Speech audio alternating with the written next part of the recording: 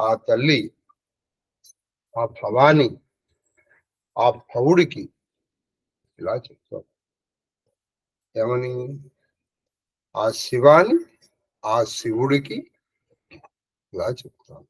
ఏమని చెప్తుందంటే, పతివ్రత ఈవిడ గంగాది సర్వతీర్థములని మొదలు అడిగింది. అంటే ఆ తీర్థాలన్నీ కలిసి చెప్పే అమ్మ, నీకు తెలియనివి మాకు తెలుసా? పైగా నీకు తెలియంది ఇంకోటి ఉంటుంది, బట్టి నీకు తోచింది చెప్పేశారు. ఇప్పుడు ఆవిడ చెప్తాను. ఇప్పుడు ఆరంభించింది ఆ తల్లి. ఎవరు? ఆ మహేశ్వరి. ఆ మహేశ్వరుడితో ఇలా చెప్తారు. చెప్పండి. వచనం కావునన్ పతికి అనువ్రత ఎగుట. కాబట్టి ఇక్కడ ఒక బ్రాహ్మణుడికి కథ చెప్పినారు. ఇద్దరు బ్రాహ్మణ పత్రులు ఉన్నారు. ఒక ఆవిడ భర్తని కోరి, భర్త మేలు కోరి చేస్తోంది పాపం. మేలు కోరి ఆవిడ స్వార్థానికి ఏమీ చేయదు. ఆవిడ స్వార్థానికి ఏమీ చేసుకోలేదు. తను బాగుండాలని, తనకు ఆరోగ్యం బాగుండాలని కానీ భర్త రెండో ఆవిడ ఏం చేసింది? భర్త చెప్పింది చేసింది. అది మంచిగా చెడాలి. రెండో ఆవిడ భర్త చెప్పిన ఆవిడ చేసి భర్తతో పాటు సొగతులు గడిపోయింది. ఈవిడ్ని మళ్ళీ అనకూడదు. కాబట్టి లలన ఇలువాడి, కాబట్టి ఏం చెప్తానంటే అనువ్రత కాబట్టి మొట్టమొదటి ధర్మం అంటే ఆవిడ్ని అనుసరించు. మరి వాడు చెడ్డవాడైతే, నిన్న మన కన్నప్ప ప్రశ్న, వాడు మూర్ఖత్వంతో చేయదు. మరి నీకు వచ్చిన నష్టం ఏమీ లేదు. ఇది బాగా గుర్తుపెట్టుకోండి. నీకు కానీ నీ జీవుడికి కానీ వచ్చిన నష్టం ఏమీ లేదు. నిన్న ఆవిడకి నేను చెప్పాను. ఆవిడ అడిగిన ప్రశ్న మనకు కొంచెం ఇదిగా అనిపించవచ్చు, కానీ చాలా అర్థవంతమైన ప్రశ్న. ఆయన గుడికి వెళ్ళదు, మానిపారు, నష్టం ఏమీ లేదు. నువ్వు మానసికంగా వెళ్ళు, పని చేసుకుంటూనే వెళ్ళు. నీకు అప్పుడు రెండు పుణ్యాలు వస్తాయి. మానసికంగా చేసిన పుణ్యం వస్తుంది, భర్త మాట కాదు అనకుండా ఆయన అనుసరించిన పుణ్యం వస్తుంది.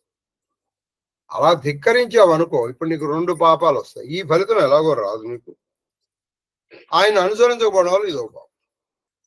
ఎందుకు ఇది మూట కట్టుకోవడం? అది సత్యం. కాబట్టి ఆయన అనుసరించడమే పరమధర్మం. అనువ్రత ఇవ్వడం. తర్వాత లలన ఇలువాడి నాదుడు వలచిన చవి, నాదుడు వలచిన చవి వంటకములు వండి నాద ఇలువాడి అంటే ఇంటి వాడుకు, అంటే ఒక్కొక్క ఇంటికి ఒక సాంప్రదాయం ఉంటుంది. అలాగే ఒక్కొక్క ఇంట్లో ఒక్కొక్క రుచులు ఉంటాయి. ఉదాహరణకి చెప్తాను. మా ఇంటి మేము ఏ పరిస్థితుల్లోనూ బెల్లం వాడం. పరమాణంలో తప్ప. కొంతమంది ఉన్నారు అల్లం పచ్చడి బెల్లం వేస్తే గానీ వాళ్ళు తినరు. కాకరకాయ కూరలో కూడా బెల్లం వేస్తే గానీ వెళ్తారు. మేము వేస్తే మరి మా ఇంటికి లక్ష్యం మరి ఎలా వస్తుంది? మా అందరికీ కూడా పైగా ఏవో ఒకరికి మేము దాన్ని ముట్టుకోం. కాబట్టి ఈ ఇంటి ప్రకారం చేయాలి. ఆ చవి, ఆ రుచులు. అండ్ మీకు ఏం తెలుసు, మీ పొంద ఇలా చేస్తానండి అని చెప్పాడు. అదనమాట చవి.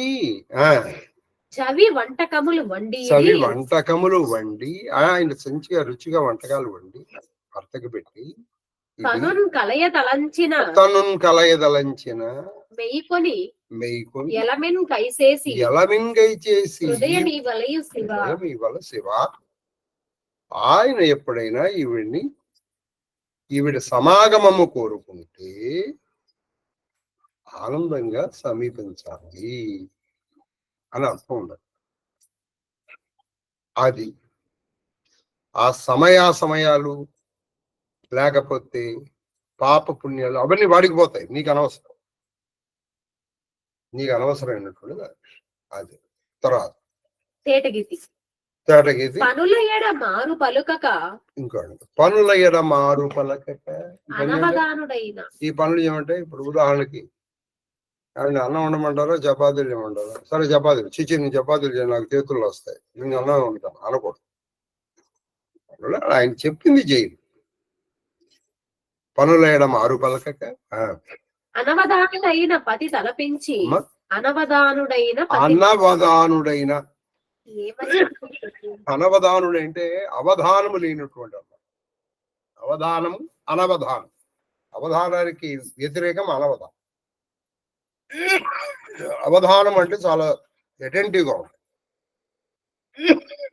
అనవధానుడు అంటే అటెంటివ్ గా లేని, అంటే ఏమరపాటుతో ఉన్నటువంటి భర్తని పతి తలపించి ఆయనకి గుర్తు చేయాలి.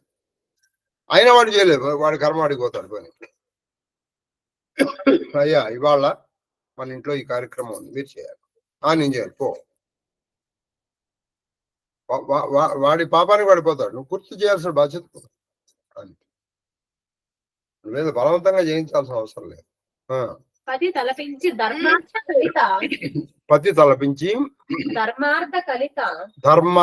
కలిత కృతులు నడుపుచు, అది ధర్మ అర్థ కృతులు నడుపుచు. ఆవిడ ఏం చేయాలి? ధర్మము అర్థమునకు సంబంధించినటువంటి పనులు చేస్తూ ఇది భర్తను అనుసరిస్తూ సవతి కలిగినను పోరితంబు లేక ఒక్కటై తగవు సతికి.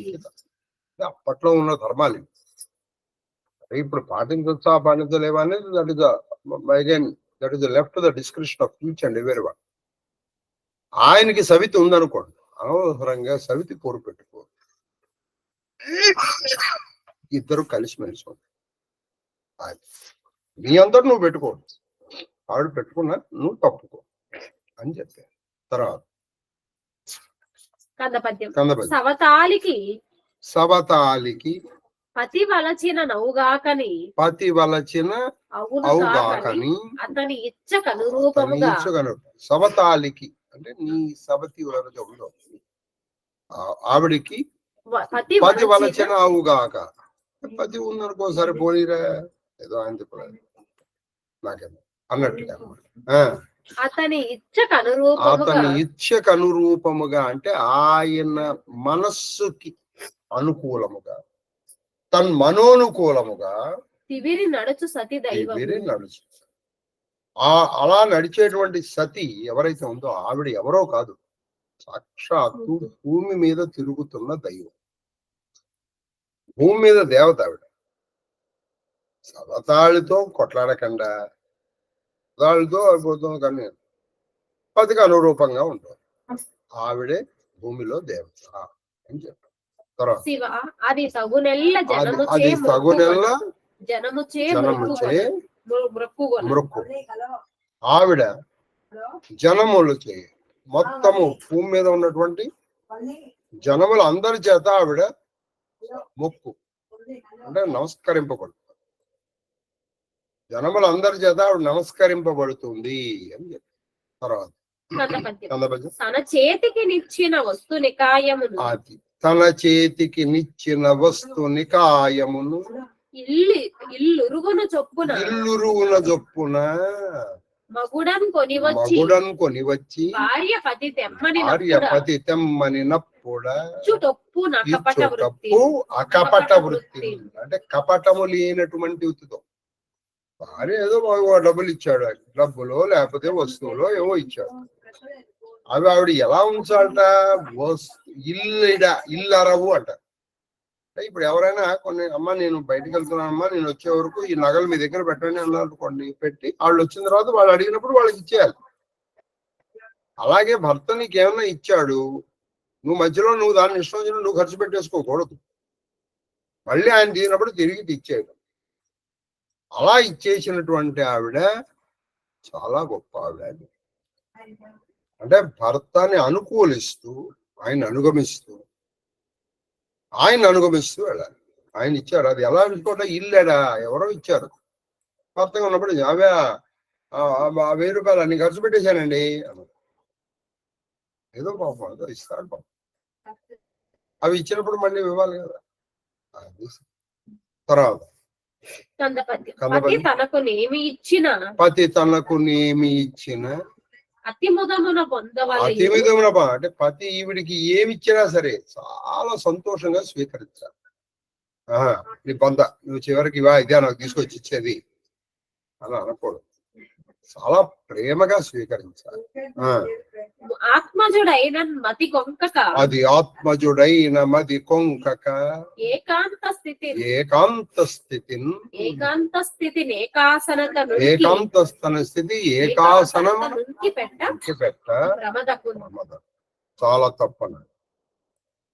నీ కొడుకైనా సరే ఒక వయసు వచ్చిన తర్వాత ఒకే ఆసనం మీద ఏకాంతంలో ఉండద్దు అన్నాడు. నీ కొడుకే, నీ సొంత కొడుకే ఏకాంతంలో ఉండగా ఒకే ఆసనం మీద మీరు కూర్చోదు. ఎందుకంటే ఎప్పుడు ఏదో అలా మారుతుందో మనం చెప్పలేమండి. అది మీకు ఒక చిన్న విషయం చెప్తాను. పారవి ఆయన తపస్సు చేసుకోవడానికి వెళ్ళాడు. తీరా వచ్చి చూసేటప్పటికి తన భార్య పక్కన కుర్రాడు పడుకున్నాడు. కడుపు రగిలిపోయింది, చంపేద్దాం అనుకున్నాడు. అందుకని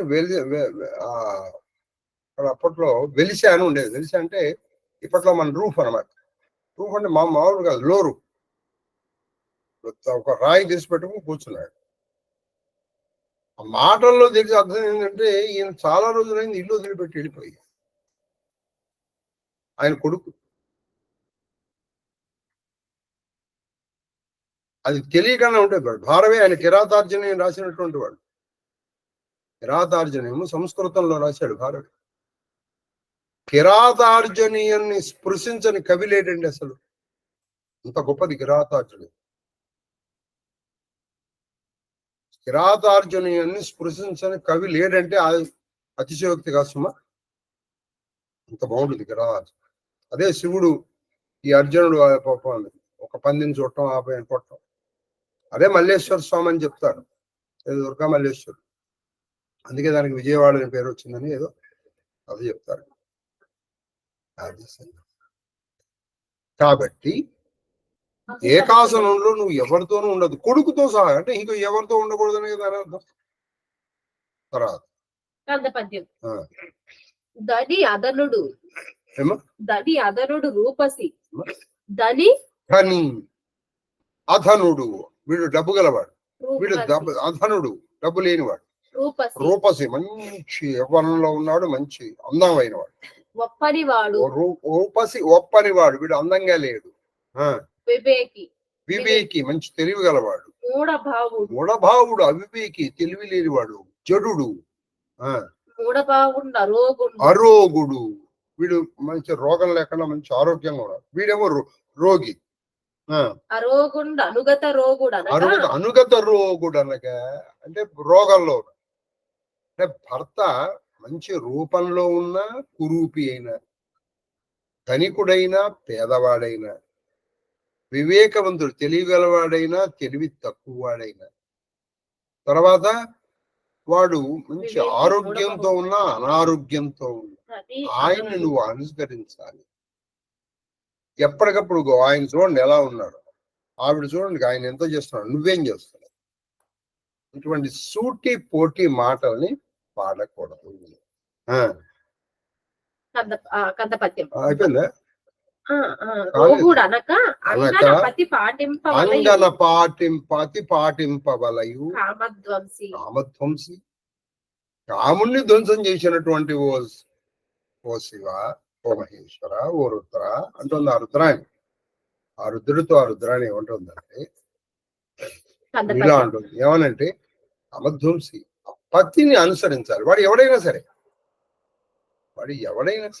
ఇదే మాట అనసూయతో సీతమ్మ వారు అంటుందండి. ఇందులో అయోధ్యాకాండ ఆకర్ణం. అనసూయ అంటుందమ్మా, అంటే పతిని ఎలా అనుగమించాలో మా అమ్మ నాకు చెప్పిందమ్మా. ఇది అమ్మ చెప్పాల్సిన మాట. పతిని అనుగమించాలి. ఎందుకు చెప్పిందంటే, అమ్మా వాడు ఎవడైనా సరే నువ్వు అనుగమించవద్దు. నేను రాముడు లాంటి వాడిని అనుగమించకుండా నేను ఏం చేస్తానమ్మా అంటే. మనసు టెస్ట్ చేసింది వీడికి ఎవరికైనా. ఎందుకని ఈవిడ ఐశ్వర్యంలో పుట్టింది, మళ్ళీ ఇంకొక మంచి ఐశ్వర్యవంతురాలు కోడలైంది. ఇప్పుడేమో మరి వీళ్ళు వారణాసంలో ఉంటున్నారు. వీళ్ళ మనసు ఎలా ఉంటుందా అని చేస్తే, అమ్మా నాకు ఇవన్నీ తెలుసమ్మా, మా అమ్మ ఆల్రెడీ చెప్పింది నాకు. మా అమ్మ నాకు ఎప్పుడూ చెప్పింది. తర్వాత కందపద్యం. కందపద్యం. బలి భిక్షము గడపకిడ అది బలి బలి భిక్షము కడప కిడ కిడన్ వలయును కడప కిడన్ వలయును దేవపితృ పూజనంబుల అది కాలం బలి భిక్ష అంటే బలి ఇవ్వాలంటలో గాని, భిక్ష భిక్షుకులకి వాళ్ళకి భిక్ష వాళ్ళకి ఇవ్వడంలో గాని, కడపక ఇవ్వలయు అంటే చక్కగా తడవకుండా ఇవ్వాలి. వీళ్ళండి రోజు వస్తానండి మా ఇంటికి, అలాగే రోజు ఈ బలి పెట్టాలండి. అలాగే దేవ పితృ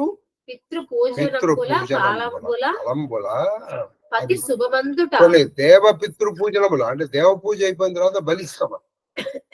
పితృ పూజ అయిపోయిన తర్వాత కూడా మనం కొన్ని వేస్తాం. అలాగే భిక్షులకి ఇవన్నీ కూడా పత్తిని అనుసరించి నువ్వు చేయాలి.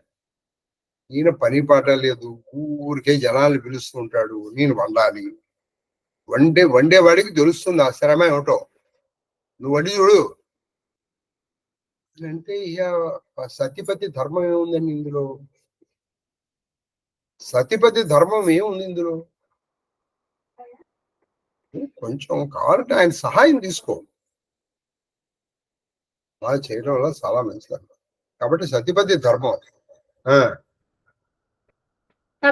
పతి శుభమందుట తత్ఫలమందుట సతికి శివ. ఆ ఫలాన్ని ఆయన దేవపితృ కార్యాలు చేసేటప్పుడు ఆ బలి గాని భిక్షుకులకు ఇవ్వడం గాని ఇవన్నీ చక్కగా శ్రద్ధగా ఇవ్వడం ఆవిడికి పరమధర్మం. శివ, ఓ మహేశ్వర, ఓ పితామహ, ఓ సంసార వైద్య, ఓ సర్వజ్ఞ, ఓ పరమాత్మ అంటున్నారు. కందపద్యం.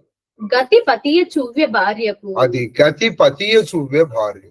మరి ఈ అల్టిమేట్ గతి డెస్టినేషన్, అది ఎక్కడికి చేరాలి? భర్త దగ్గర. ఇవిడే ఆయన గతి. అంతేగాని ఐశ్వర్యము కాదు, ఇళ్ళు కాదు, వాకిళ్ళు కావు, స్థలాలు కావు, పొలాలు కావు, మిగతావి ఏవీ కావు. ఆయన ఏమైనా సరే ఆయన ధనికుడు, ఆయనతోనే ఉంటాడు. ధనం లేదు, గుడిసెలో ఉంటాడు, నేను ఉంటాను ఆయనతో. ఈ ధనంతోనే ఉండాల్సిన అవసరం, నేను ఇక్కడే అని చెప్పాలి. ఉన్నారా? అతని కడచినట్టి సత్పరాయణము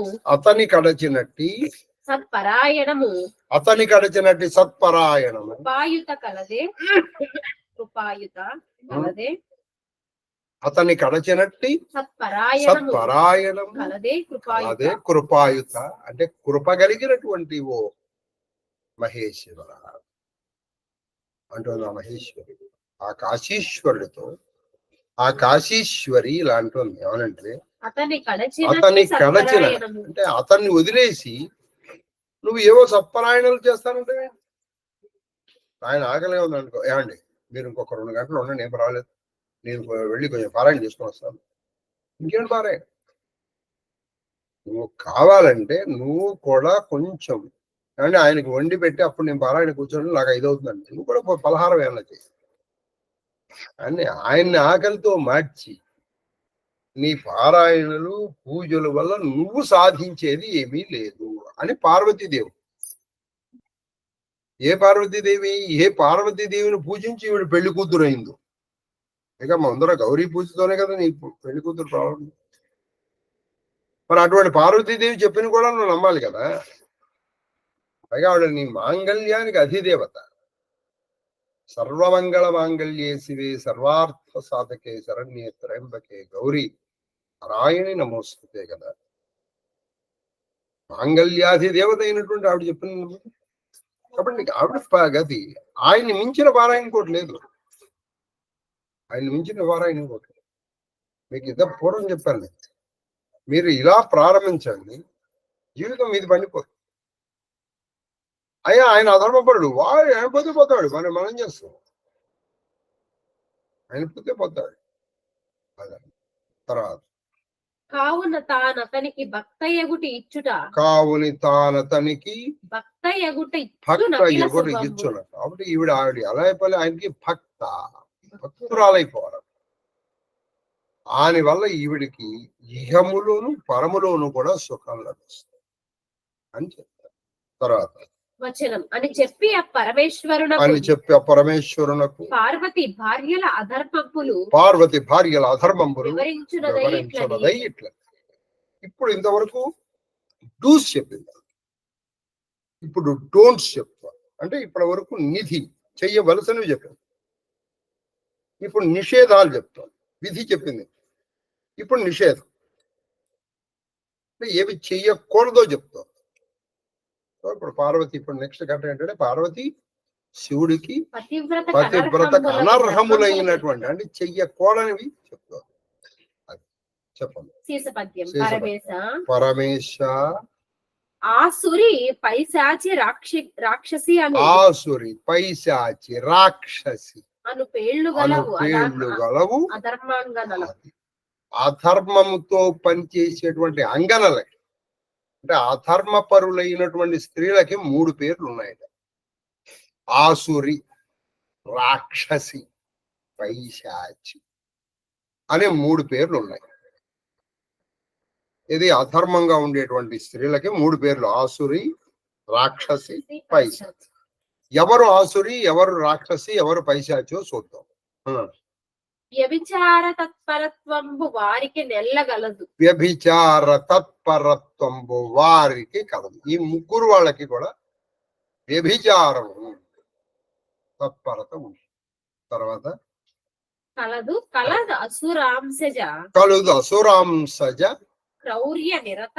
అది అసురాంశజకి ఏముంటుంది అంటే ఈ రాక్షసాంశతో ఆసురి అంశతో పుట్టినవాడికి అసురులు వేరు, రాక్షసులు వేరు. రాక్షసులు పై వాళ్ళు అసురులు. అసురులు వాళ్ళకి క్రూరత్వం, క్రూరము, క్రౌర్య నిరత, తన ఇచ్చ పొలయించు ధనధాన్యములు. ఆవిడ తన ఇష్టం వచ్చినట్టు ధనధాన్యాలు ఖర్చు పెట్టేస్తారు. నాకు ఆ మాత్రం స్వేచ్ఛ లేదనుకున్నారా? మీ నాన్న మీకు అంటున్నా అనుకున్నారా?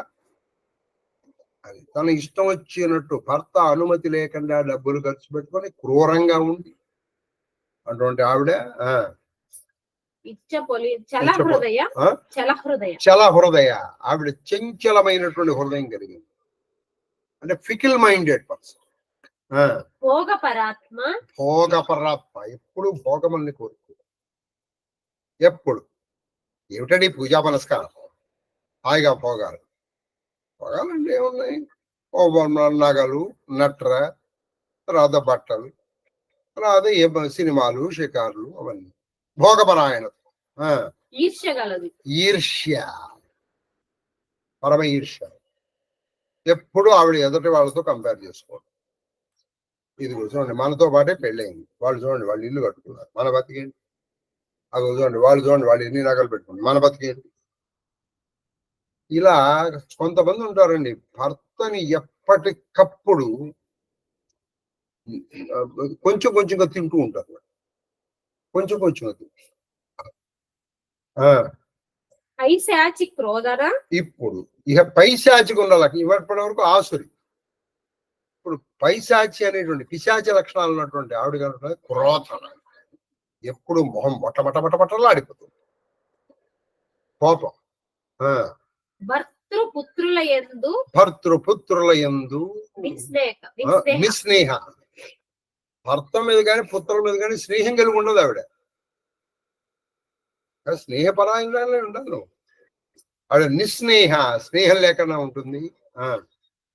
గృహ కార్య నిపుణ కాదు. గృహ కార్యం లేదు, దాంట్లో నిపుణత్వం లేదు ఆవిడ.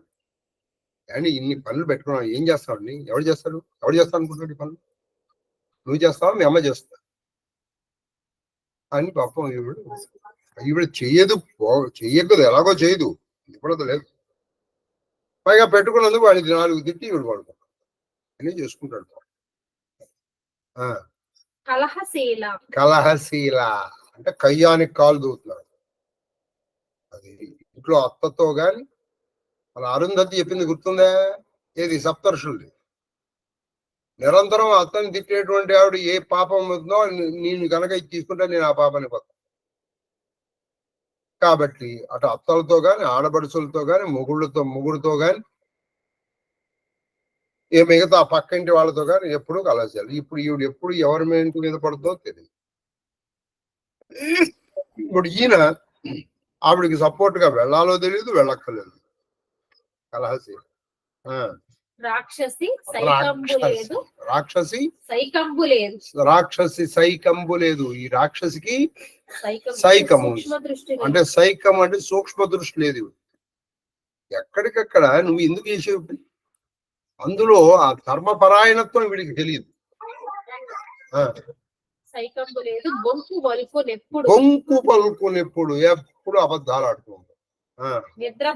నిద్రపోవు ఎప్పుడు నిద్రపోతూ ఉంటావు. పీతలచ్చ అంటే సిగ్గు లేకుండా ఉంటుంది. ఇందరు నాదు కులంబు వారి ఇందరు నాదు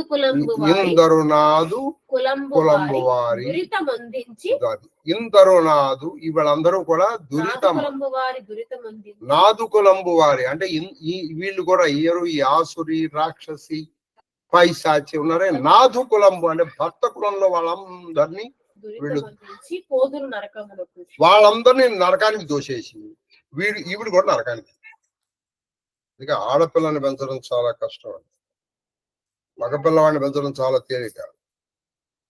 ఎందుకంటే మగపిల్లవాడు ఎడితే వాడు నీ ఒక్క కులాన్ని జరగొడతాడు, నీ తండ్రిని కానీ ఆడపిల్లని అనుకోవాడు వాళ్ళని ఇద్దరిని జరగొట్టగలుగుతాడు. వాళ్ళేవో పుణ్యాలు చేసుకుంటారు, వాళ్ళు పోతారు, ఎలాగో వాళ్ళు పడతారు, వాళ్ళతో పాటు ఈవిడు కూడా. అందుకే పెళ్లికి అటు 7 తరాలు ఇటు 7 తరాలు చూసి చేసుకోమంటారు. కొంతమంది కాలు పెడుతూనే కుటుంబాన్ని 2 చెక్కలు చేసేస్తారు.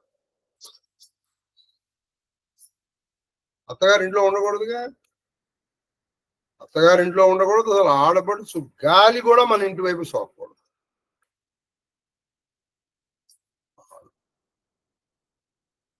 ఈ రోజుల్లో మరీ ఎక్కువైపోయారు. ఆవిడ అప్పుడే చెప్పింది, తెలుసు ఇంతకీ నిన్ను కన్న తల్లి చచ్చిపోతే నువ్వు మైల పాటించేది 3 రోజులు, కానీ అత్తగారు చనిపోతే నువ్వు పాటించేది 10 రోజులు. కాబట్టి ఇప్పుడు నీకు బంధం ఎవరితో ఉంది? ఈవిడితో. కానీ మనం ఈ రోజుల్లో చూస్తున్నాం ఎలా కాల్చి చేసుకు తింటున్నారు.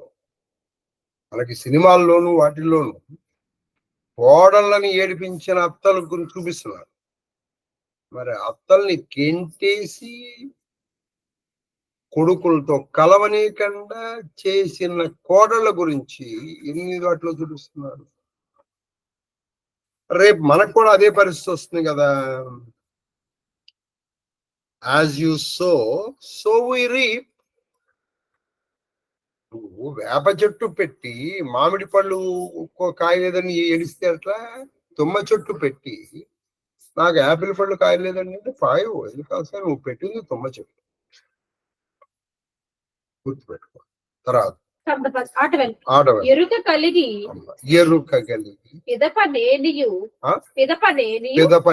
పతిభక్తి కలిగి ధర్మమోపి సలిపి అంటే ముందర ఏవో తప్పులు చేసావు, కానీ ఏదో ఇటువంటి ప్రవచనం వినడం వల్ల ఇక నుంచి తప్పులు చేశావు అనిపించి నువ్వు ఇక నుంచి ఆ తప్పు చెయ్యకుండా శాంతి కలిగి ధర్మపరాయణత్వంతో కనుక నువ్వు ఉంటే మున్ను గల పాపములు ఇత పూర్వం చేసిన పాపాలు పోతాయి. పురుషుతోడ దివికి నువ్వు నీ భర్తతో కలిసి హాయిగా స్వర్గానికి వెళ్ళిపో. ఇప్పటి వరకు పాపాలు చేసావండి, సరే ఈ క్షణం నుంచి చేయమకే. ఈ క్షణం నుంచి నువ్వు చేయకుండా ఉంటే నువ్వు కూడా నీ భర్తతో కలిసి హాయిగా స్వర్గానికి వెళ్ళిపోగలుగుతావు అని చెప్తా. తర్వాత ఆట వెలది. ఆట వెలది. అట్లుగాక పతుల అంతిమ సమయంబునందు అది పతుల అంతిమ సమయంబునందు చింత తక్కి అంటే పంతుల అంతిమ సమయంలో కూడా చింత లేకుండా అంటే బాధ లేకుండా అనుమరణము చేసిరేని అంటే బాధ లేకుండా. సరే నువ్వు చివరి సమయంలో నువ్వు బాధ కొంచెం నువ్వు పరివర్తన చెంది లాస్ట్ లో నువ్వు ఆయన్ని అనుగమించావు, నువ్వు పాపం పోయి పుణ్యవుతావు లేదు. ఇది అప్పట్లో ఉండేది. భర్త చనిపోయాడు, ఏ విధమైన బాధపడకుండా ఆయనతో పాటు నువ్వు కూడా సహగమనము చేసావు అనుకో, ఈ పాపాలతో చేస్తే అది అప్పుడు ఉన్నది పద్ధతులు, ఇప్పుడు ఉన్నది కావు. అంతిమ సమయం అనుమరణము చేసిన అంటే ఆయనతో పాటు కనుక నువ్వు సహగమనం చేస్తే సుగతి సిద్ధించు అతి సమేతంబు కాగా నితంబినులకు నితంబిని అంటే సతీమణులకు అని. ఈ నితంబినులకు మంచి సుగతి వస్తుంది పతితో పాటు. ఇది వాళ్ళ అనుమరణం చేస్తుంది. ఇది అప్పటి పద్ధతులు. ఇప్పుడు అది that is totally prohibited. Lord William Bentinck అనే అతను that is prohibited. Raja Rammohan Roy వీళ్ళందరూ కలిసి చేశారు. తర్వాత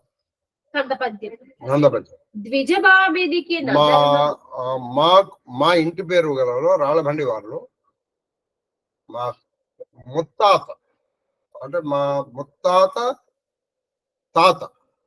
మా ముత్తాత గారు రాళ్ళబండి వెంకయ్య గారు, ఆయన తాత ఆవిడ సహగమనం చేసింది ఆఖరిసారిగా మా ఇంట్లో అని మా నాన్నగారు వాళ్ళు చెప్పుకుంటూ ఉండేవాడు. తర్వాత కందపద్యం ద్విజభామినికి అధర్మము ప్రజ కాంచిన పిదప అపత్యము శోకోద్విజతయు పతిభక్తయునై భక్తయునై త్యజించి అనుమరణ నియత. అయితే ఈ నియమము బ్రాహ్మణ స్త్రీలకి ఎప్పుడు వాళ్ళ కనుక కొడుకులు ఉన్నారనుకోండి, ఎందుకంటే ఇప్పుడు ఈ కొడుకు బాధ్యతలు వాళ్ళు తీసుకోవాల్సి ఉంది. అందుకే ఇప్పుడు మీకు ఇదే చూసుకుంటే పాండురాజుతో పాటు మాదిరి చనిపోయింది, కుంతి వెళ్ళ. కుంతి కూడా చేస్తానంది, నేను అసలు మొదటిదాన్ని కదా నేను చేస్తానంటే వద్దా కాకయ్య, మనం ఆది పర్వంలో నేర్చుకున్నాం. ఈయన మరణానికి కారణం నేను ఆయనకి సమాగమము చెందితే మరణం చెందుతాడని తెలిసి కూడా నేను నాతో ఆయన సంగమించడానికి నేను ఒప్పుకున్నాను. అదే నువ్వేం చేశావు, నువ్వు ఆయనతో సంగమించలేదు సరికదా. మేమిద్దరం మా ఇద్దరి మీద ఆవిడ ఎప్పుడు కన్నీసి ఉంచేది. మన ఆది పర్వంలో చాలా చాలా నేర్చుకున్నాం, దీని మీద చాలా పెద్ద చర్చ చేశాం, గుర్తుండాలి. ఆ కుంతి అంది కూడా అయిపోయిందమ్మా నువ్వు చంపేసేవరా, ఏదో కొంచెం ఒక తాత్కాలికమైన ఆవేశం. ఇప్పుడు మాదిరి చెప్పింది నిజమే. కాబట్టి దీనికి ఒకటి పాపం పోతుంది నేను చేసిన. పైగా నువ్వు వెళ్ళిపోయావు అనుకో, నువ్వు చూసినంత బాగా పిల్లల్ని నేను చూడలేను, నాకంత నేర్పడతానంతే. కాబట్టి నువ్వు జాగ్రత్తగా నువ్వే ఉండని చెప్పేసి మాత్రమే సహగమనం చేసింది. ఈ విషయం మీద ఆది పర్వంలో బాగా చర్చ చేశాం, మీకు గుర్తు ఉండాలి. మరి నాకంటే మంచి తెలియగల వాళ్ళు, జ్ఞాపక శక్తి గలవాళ్ళు కాబట్టి మీకు గుర్తుంటుందని నేను నమ్ముతున్నాను. కాబట్టి ఇది వారికి కుదరదు, ఎందుకంటే వాళ్ళకి వీళ్ళని చూసుకోవాల్సిన బాధ్యత ఉంటుంది. కాబట్టి నాకు భక్తి ఉందంటే నేను వెళ్ళిపోతానంటే కుదరదు. అది ఇవన్నీ చదివితే కొన్ని విషయాలు చేయమండి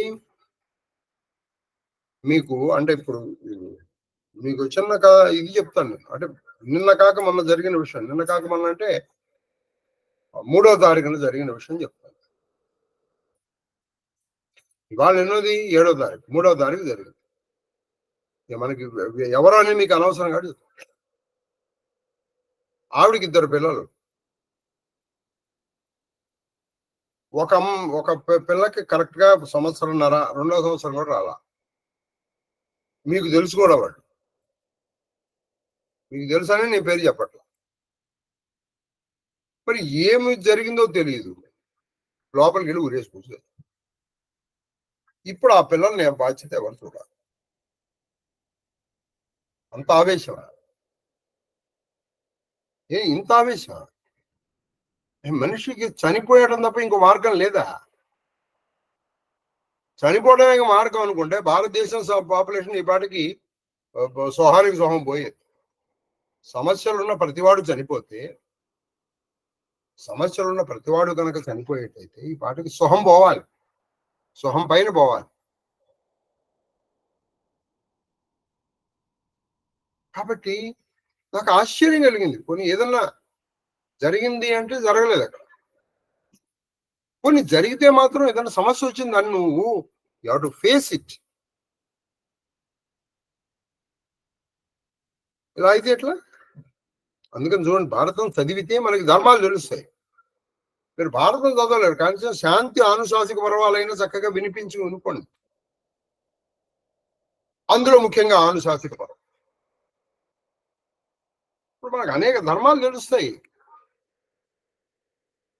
ద్విజుడి భార్య కొడుకు ఉండగా ఆవిడ వెళ్ళిపోతే ఇప్పుడు వీటి పరిస్థితి ఏంటి?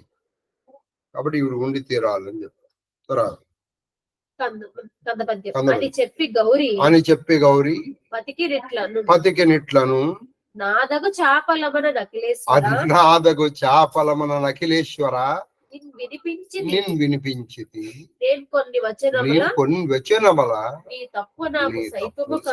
కరుణం. అయ్యా ఇలా అని చెప్పి నా చపలత్వంతో ఏవో కొన్ని మాటలు చెప్పాను కానీ నీ దగ్గర నేను చెప్పగలిగిన దాన్ని, నేను చెప్పిన దాంట్లో గాని చెప్పేటప్పుడు గాని ఏదైనా అనకూడనివి, మాట్లాడకూడనివి, సభలో అనకూడనివి ఏదో తప్పులు జరుగుంటే నా మీద నీకున్నటువంటి కరుణతో, ప్రేమ, దయతో క్షమించి అని చేశాను. గురువు ఎప్పుడు మీ వినయానికి లొంగుతాడు. నేను ఖచ్చితంగా సభాపూర్వకంగా చెప్తాను. ఎంతో ఇచ్చిన పని చాలా సమర్థవంతంగా నిర్వర్తిస్తుంది మా తల్లి జయలక్ష్మి. ఇప్పుడు కాదు, పైగా ఇది ఇప్పటిది కాదు, దాదాపు ఆవిడ పరిచయం 2010 నుంచి. అంతా అయిపోయిన తర్వాత గురుగారు ఈ మొత్తం ఎపిసోడ్ లో నా వల్ల కానీ మా కుటుంబ సభ్యుల వల్ల కానీ ఏదైనా జరుగుతుంటే క్షమించారు. ఇది ఆవిడ ఆఖరి మాట, ఎప్పుడైనా సరే అని చెప్పేసి సామాన్యంగా నాకు తెలిసినంత వరకు ఎప్పుడు నా మనోనుకూలంగానే ఆవిడ ప్రవర్తించింది తప్పితే దానికి భిన్నంగా ఆవిడ ఎప్పుడు ప్రవర్తిస్తున్నారా?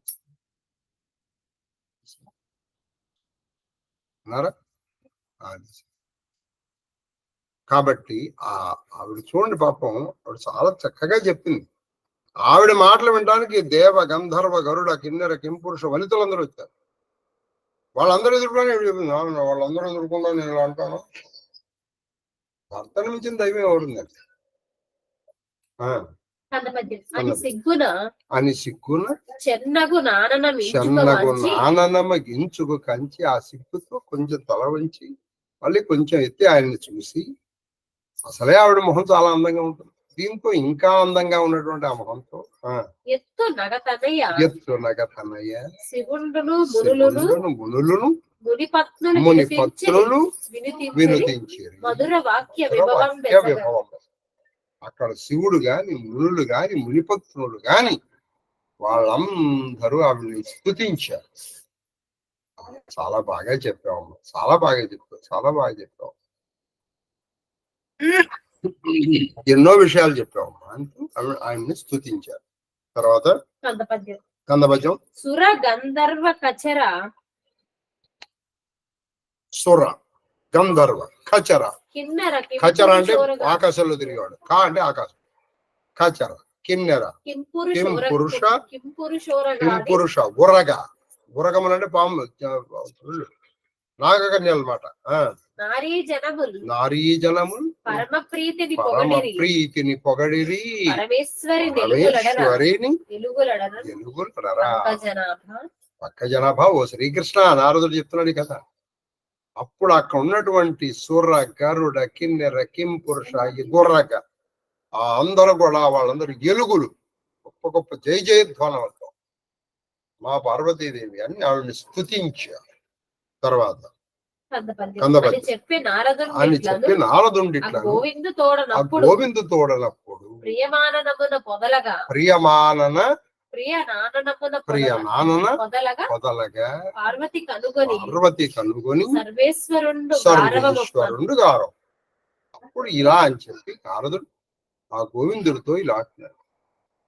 ఆ పార్వతీదేవి యొక్క ప్రభావవంతమైనటువంటి విలాసవంతమైన అందమైన ముఖాన్ని చూస్తూ ఆ శంకరుడు శ్వనాథుడు ఆ మృడు ఇలా అంటున్నారు. ఏమంటున్నారంటే ఇది చాలా జాగ్రత్తగా వినాలి. నా నీ సంవాదము అంటే నేను కొంతసేపు మాట్లాడాను, నువ్వు ప్రశ్నలు అడిగావు, నేను చెప్పాను. తర్వాత నేను అడిగాను, నువ్వు చెప్తావు. మన ఇద్దరు ఈ సంభాషణ నా నీ నా అంటే ఇక్కడ శంకర్, నీ అంటే పార్వతి, నా నీ సంవాదము శుచి అయి చక్కగా ఇది ఎలా చెప్పాలంటే శుచిగా చెప్పాలి. శుచి అయి నైష్టిక జనులకు ఎవ్వడాదరమెసగన్ మెసగంగా నలినాక్షి చెప్పులు వానికి నిత్యామరత్వ వైభవం. అంటే నైష్టిక జనులకి అంటే మీకు పరమ నిష్టగా ఉండేటువంటి మీకు అన్నమాట. ఇప్పుడు మీరు ఎంత శ్రద్ధగా ఉంటారు చెప్పండి.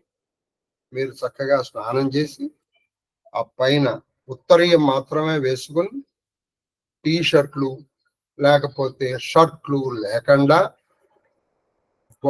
విభూది రాసుకుని బొట్టు పెట్టుకుని ముందర దీపారాధన చేసి తర్వాత ఇది వినటానికి ముందర మీ గురుస్మరణ చేసి గురువులకి ఇష్టదేవతలకి కులదేవతలకి నమస్కరించి మంచి శుచి అయినటువంటి దర్భాసనం మీద కూర్చుని వింటున్నాను కదా మీరందరూ కూడా నైష్టికులు.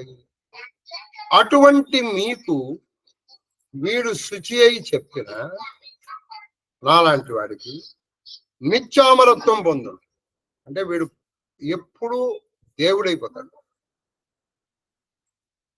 నిత్యామరత్వమును పొందు నిత్యామరత్వమును పొందాడు. సో ఇన్నాళ్ళకి ఈ భారతం చెప్పుకోవడం వల్ల మీరందరూ దొరకడం వల్ల నాకు ఈ గది.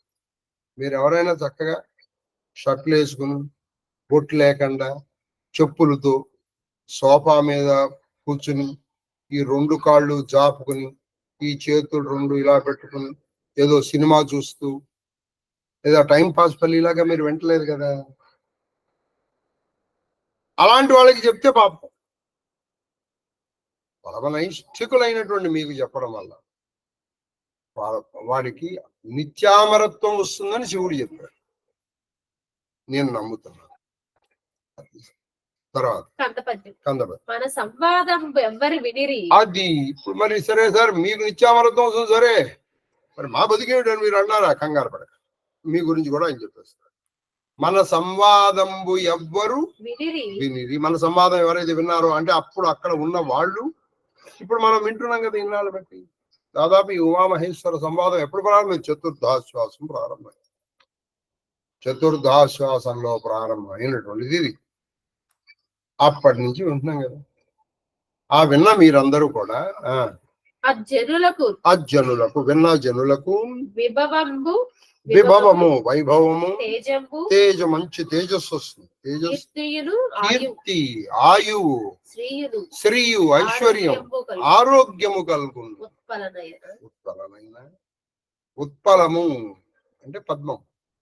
పద్మములు అంటే కళ్ళున్నటువంటి వాళ్ళకి చక్కగా విన్నటువంటి వాళ్ళకి క్షేమ స్థైర్య విజయ ధైర్య ఐశ్వర్య ఆరోగ్యములు లభిస్తాయి అని స్వయంగా దీని ఫలశ్రుతి శివుడు చెప్పాడు. స్వయంగా దీని ఫలశ్రుతి ఎవరు చెప్పారు? శివుడు చెప్పారు. నమ్ముతున్నారా? నమ్మండి. విశ్వనాథుడు చెప్పాడండి. అది సంగతి. నిర్దేశించి శివుడు చనియే. శివయు శివయు కొలువుతోన చలి. శివయు కొలుగుతాడు. ఇలా చెప్పేసి శివుడు వెళ్ళిపోయాడు. ఆ శివ అంటే ఆవిడ కూడా, ఆ భవాని కూడా వెళ్ళి ఎక్కడికి వెళ్ళిపోయారు ఎవరికి తెలుసు. వాళ్ళు ఎక్కడికి వెళ్ళారని నేను చెప్పగలను. వాళ్ళు కైలాసంలో ఉండి వెళ్ళిపోయారు. ఎక్కడికి వెళ్ళారు తెలియదు. నారదుడు కూడా చెప్తున్నాడు ఈ మాట. వాళ్ళు ఎక్కడికి వెళ్ళారో మనం ఊహించగలంగా అయితే ఊహించలేదు. వాళ్ళు అక్కడే ఉండి మాయమైపోవచ్చు, లేదు వాళ్ళు ఇంకెక్కడికన్నా వెళ్ళిపోవచ్చు. వాళ్ళు ఇక్కడికి వెళ్ళారని మనం చెప్పలేము. కొలువుతోన శనియను శని అనవసరం. యద్దశకం శని అనవసరం. వాళ్ళు ఎటు వెళ్ళారో చెప్పటము అది సాధ్యమా కృష్ణ? అది సాధ్యమా శ్రీకృష్ణ పంకజనాభ? సాధ్యం కాదు. అద్భుతం అనిరూప్యంబు అద్భుతము అనిరూప్యంబు అనిరూప్యం ప్రతర్క్య ప్రతర్క్య అప్రతర్క్యమది శ్రీరమణ. ప్రతర్క్యమది శ్రీరమణ. వాళ్ళు ఎక్కడికి వెళ్ళారు ఏమిటనేది అద్భుతం, నిరూప్యం. మనం ఇలాంటిదని చెప్పలేం. అది అప్రతర్క్యం. అప్రతర్క్యం అంటే మనం దాన్ని తర్కించలేం. కొన్ని విషయాల్ని మనం తర్కించకూడదు. వృథా తర్కసి అంటారు శివానంద లహరిలో శంకరాచార్య వారు. ఎందుకురా ఈ వాదన అండి. అసలు మన్ని ఒక విధంగా నాశనం చేస్తున్నది వాదన. ఇప్పుడు ఒకడు చెప్పాడు, ఫాలో నీకు ఇష్టం లేదు అని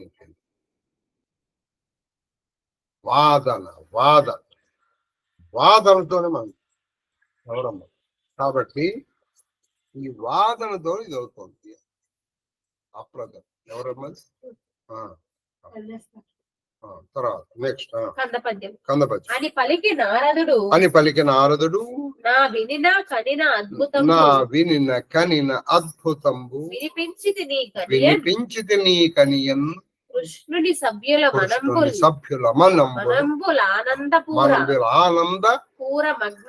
ఆనందపూరమగ్నములై అక్కడ విన్నటువంటి కృష్ణుడు మిగతా వాళ్ళందరూ కూడా ఆనందం అనేటువంటి ఆనందముతో నిండిపోయి ఆనందంలో మునిగిపోయారు. ఆ విధంగా నారదుడు ఈ కథ చెప్పి నేను విన్నది కన్నది నేను చెప్పాను శ్రీకృష్ణ అని ఈ ఉమామహేశ్వర సంవాదాన్ని నారదు శ్రీకృష్ణుడికి హిమవత్ పర్వత ప్రాంతంలో ఆయన తపస్సు చేసుకున్నామని వచ్చాడు. మీరు గుర్తుంటే రుక్మిణీదేవితో సహా. రుక్మిణీదేవి ఎందుకు వచ్చాడయ్యా అంటే ఆయన సంతానార్థి వచ్చాడు. అప్పుడు ఈ కథ వినిపించాడు నారదుడు. తర్వాత కందపద్యం అని ఇట్లు భీష్ముడు వచనం అని ఇట్లు ఇదంతా నారదుడు ఆయనకి చెప్పాడని భీష్ముడు అని ఇట్లు భీష్ముడు. ఇప్పుడు మళ్ళీ మామూలు వీళ్ళ దగ్గర ఉమామహేశ్వర సంవాదం పుణ్య కథ. ఇవి ఇంత పొరవని కథలు, ఇవి పుణ్య కథ. ఇందారు వరకు చెప్పిన ఇతిహాసం, ఇది పరమ ఇతిహాసం. పుణ్య కథ చెప్పిన ధర్మతనయుడు సోదర సహితముగా ప్రమోద సభరితుండై ఆ సోదర సహితంతో ప్రమోదంతో నిండిపోయిన హృదయం కలిగినటువంటి ఆ ధర్మరాజు తర్వాతి ఘట్టం భీష్ముడు ధర్మజనకు పరప్రాప్తి హేతుభూతంబగు జప విశేషము తెలుపుట. అంటే పరప్రాప్తి మోక్షము లభించేటువంటి జపం చెప్తున్నారు. కనీసం ఇదైనా నేను ఇందాక ఎలా చెప్పానో అలా వినండి. ఎందుకంటే ఇప్పుడు ఇది మంత్రం, మీరు కూడా అనండి. మంత్రం స్టార్ట్ అయినప్పుడు చెప్తా. ఆ మాట వినదలుచు, నా మాట వినదలుచుకుంటే కాదు, మీ జీవుడు బాగుపడదు. చక్కగా బొట్టు పెట్టుకుని మీ ఇంట్లో ఎక్కడైనా దీపారాధన ఉండాలి. పైన ఇది ఉండకూడదు, కేవలం ఉపవీతం కాదు. చక్కగా ఒక పవిత్రమైనటువంటి ఆసనం మీద కూర్చొని, మనం నిత్యము ఎవడు పడితే వాడు వచ్చి కూర్చునేటువంటి ప్రదేశాల్లో కాదు. సోఫాల్లో ఎవడు పడితే వాడు వచ్చి కూర్చుంటాడు కదండి. మీ ఇంటికి ఎవడొచ్చినా అక్కడే కూర్చొని, అలా కాకుండా మీరు జపము చేసుకునేటువంటి ప్రదేశాల్లో కూర్చొని మాత్రమే ఇది వినాలి. అసలు ఉమామహేశ్వర సంవాదం కూడా అలాగే వినాలి. ఎందుకంటే మాట్లాడుతున్నటువంటిది ఎవరు? చాలాక్షి విశ్వనాథ్. వాళ్ళ పట్ల గౌరవం ఉండదు మీకు. కాబట్టి ఇప్పుడు మనం ఇంకో దానికి వెళ్దాం. చెప్పండి. సీసపద్యం. శేషపద్యం. అతనికి ప్రణమిల్లి అతనికి ప్రణమిల్లి అనగా ఎవరికి? ఆ భీష్ముడికి ఆయన నమస్కారం పెట్టి అన్నాక పరప్రాప్తి యద్దాన అడిగాడు అన్నాక పాపము లేని ఓ భీష్మాచార్య అన్నాక పరప్రాప్తి యద్దాన వాటి పరప్రాప్తి పునరావృత్తి రహిత శాశ్వత పరబ్రహ్మ లోక ప్రాప్తి దేని వల్ల సాధిస్తారు? వస్తుందండి మోక్షం. మోక్ష సాధన జపం చెప్తున్నారు. ఇది హెచ్చరిక, వార్నింగ్. అలా వినలేని వాళ్ళు దయచేసి మీరు డ్రాప్ అయిపోండి, నాకేం అభ్యంతరం. అలా వినలేని వాళ్ళు శుచి అయినటువంటి బట్టలు కట్టుకోకుండా ఉన్నటువంటి వాళ్ళు మీరు డ్రాప్ అయిపోండి. కోతాలు తగిలించుకొని వేసుకున్నటువంటి నా ధర్మం అయిపోయింది. అలా మీరు విన్నారు. ఏం చేయాలో కృష్ణుడు చూసుకుంటాడు. చెప్పము. అతండు ఎరుగ చెప్పుమని అతండు నారాయణ ధ్యాన పూజాస్తుతి నారాయణ అయ్యా ఏం చేస్తే నాకు చెప్తుంది అని నాకు చెప్పమని చెప్తే అప్పుడు ఆయన చెప్తారు. ఆయన ఆ నారాయణుడి యొక్క ధ్యానం, నారాయణుడి యొక్క పూజ, నారాయణుడి యొక్క స్థితి.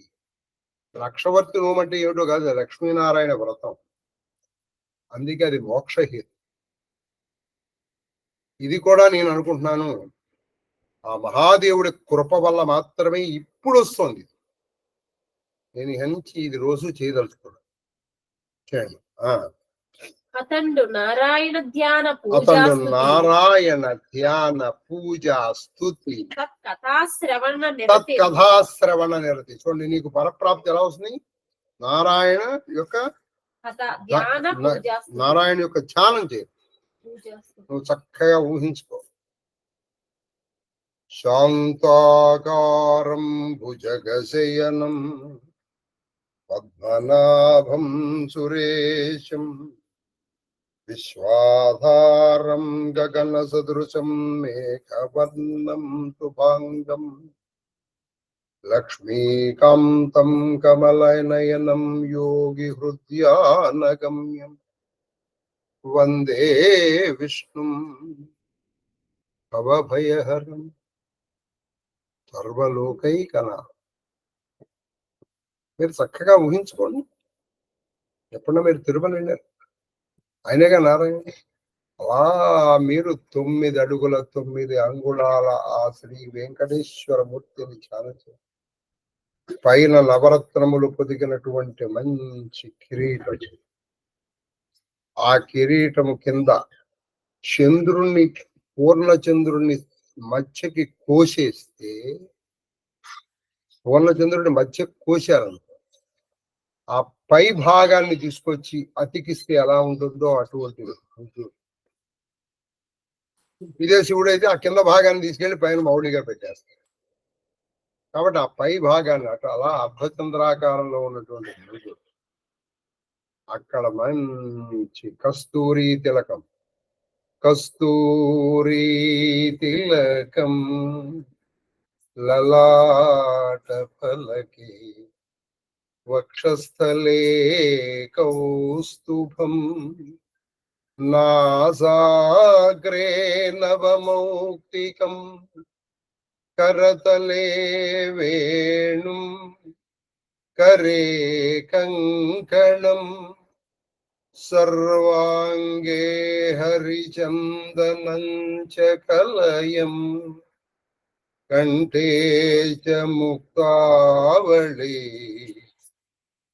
గోపశ్రీ పరివేష్టితో విజయతే గోపాల చూడామణి. అలా కస్తూరి తిలకము చక్కగా ఊర్ధ్వపుండ్రములు తిరిగితే ఆ కమల నయనము, నిజంగా కమల నయనం అనేటువంటి ఆయనకి సార్థక నామం.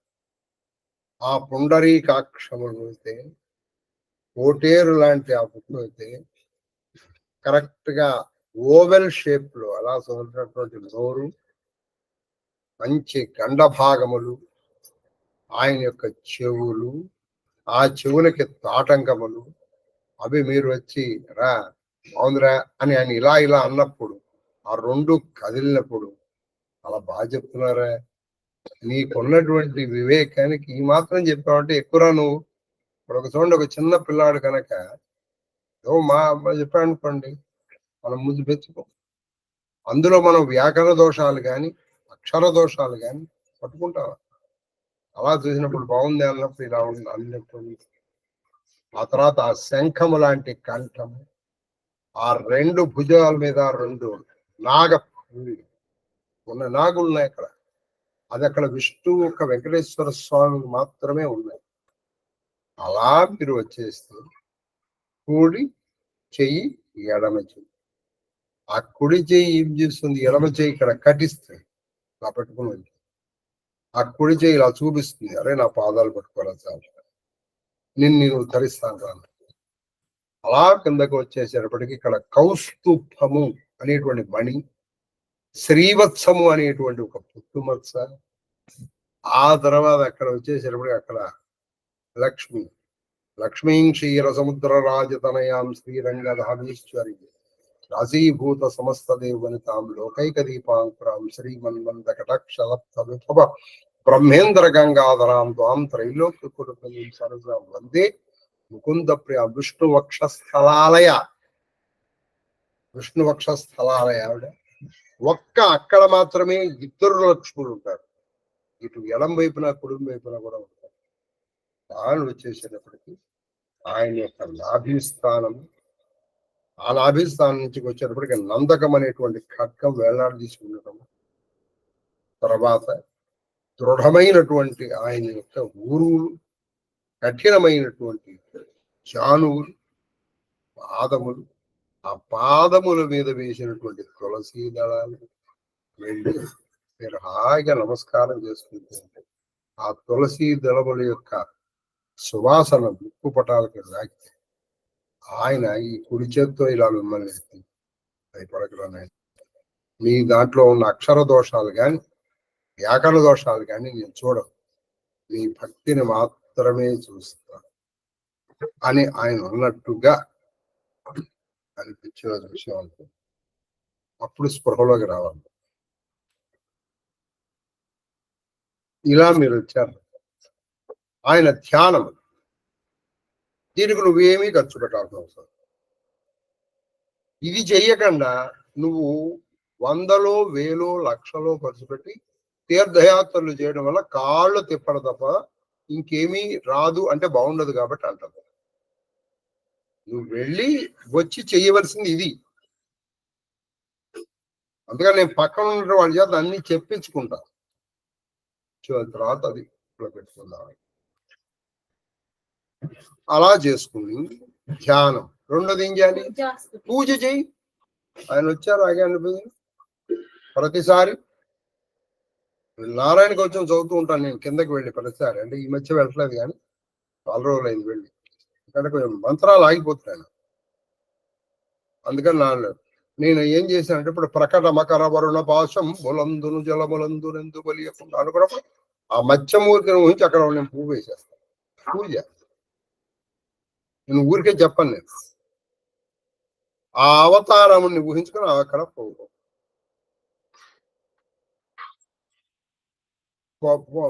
పూజ. తర్వాత స్తుతి, ఆయన స్తుతులు చేయి, ఎన్నున్నాయండి. నారాయణ కవచం చదువు, తర్వాత పూజ, స్తుతి, కథాశ్రవణము, నారాయణుడి యొక్క కథలు విను. భాగవతం చెప్పడం మూలంగానే మనకి ఈ అదృష్టం వచ్చిందండి, భారతం చెప్పుకునే అదృష్టం అది. తత్కథాశ్రవణము మేలు గవించును. ఆ మేలు ఏ మేలు, పరప్రాప్తి అనే మేలు వస్తుంది. ఇప్పుడు చూడండి, తనుహృద్భాషలను సఖ్యమున్ శ్రవణమున్ విని ధరించేశాడు పరీక్షిత్తు. ఆయన ఏం జపం చేశాడా, శ్రద్ధగా విన్నాడు అంతే. శ్రద్ధగా విని అయిపోయింది, మోక్షాన్ని పొందాడు పరీక్ష. కాబట్టి ఆ తత్కథాశ్రవణం అమ్మేలు గావించు. అమ్మేలు అంటే ఆ మేలు. ఏ మేలు? పరప్రాప్తి. పరప్రాప్తి అంటే నువ్వు మళ్ళీ తిరిగి రావు, ఇదే ఆఖరి చావు. ఈ జన్మలో నువ్వు చచ్చే చావే ఆఖరి చావు. ఇక నువ్వు చావు. ఎందుకు చావు? ఇక పుట్టవు. దానికోసం మంత్రం చెప్తున్నారండి. అందుకే శ్రద్ధాళువులై వినమని హెచ్చరికతో చెప్తున్నాను నేను మరొక్క మాట. అలా ఉండని వాళ్ళు బెటర్ డ్రాప్. నాకే నన్ను ధరించడానికి కానీ నారాయణను ధరించడం కానీ మీరు వింటలేదు. చెప్పమ్మా. ఓ రాజా, విద్వజ్జన సంరక్షణము విద్వజ్జన సంరక్షణము కల్మషముల పాపం. కల్మషముల పాపం. నువ్వు ఎప్పుడన్నా పండితుల్ని రక్షించాలి, అప్పుడు నీ పాపాలు పోతాయి. పాపాలు పోతాయి. దానికి ఈయన కథ చెప్తారు. అసలు మంత్రం చెప్పబోయే ముందర కథ చెప్తున్నారు. బహుశా మంత్రం ఇవాళే రావచ్చు, ఇవాళ రావాలనే కోరుకోండి. ఎందుకని చక్కగా ద్వాదశి త్రయోదశి గడియలు వచ్చిన మంచి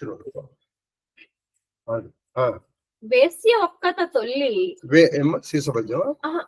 శీసపద్యంలోనే కంటిన్యూషన్. ఇంకా అదే పద్యమా? వేశ్య ఒక్కతే తొల్లి విద్వాంసునొకరిని మృచ్చలి తలవరుల్ మోద చూచి. ఒక వేశ్య అటు నుంచి వెళ్తుంది బాబు.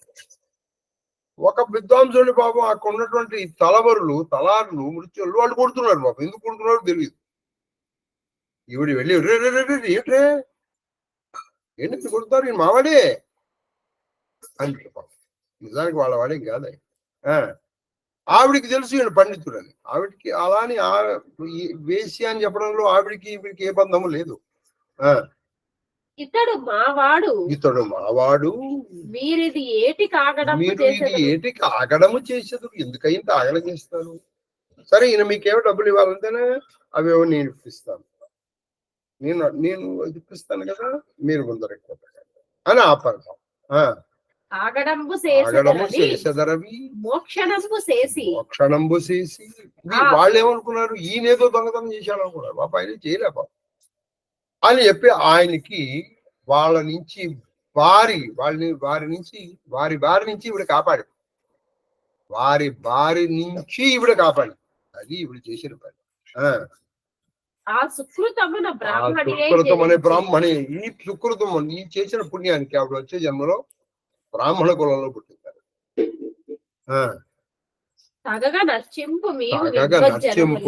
కాబట్టి నాయన విద్వాంసులను ఎప్పుడూ గౌరవించు. ఇంటలెక్చువల్స్ ని గౌరవించాలండి. ఎప్పుడు ఇంటలెక్చువల్స్ ని మనం గౌరవించాలి. తర్వాత అనిన విని యుధిష్ఠిరుడు దారిద్ర్య వ్యాధి శోకంబులకు. ఇప్పుడు ఈయన ఒక ప్రశ్న అడిగాడండి.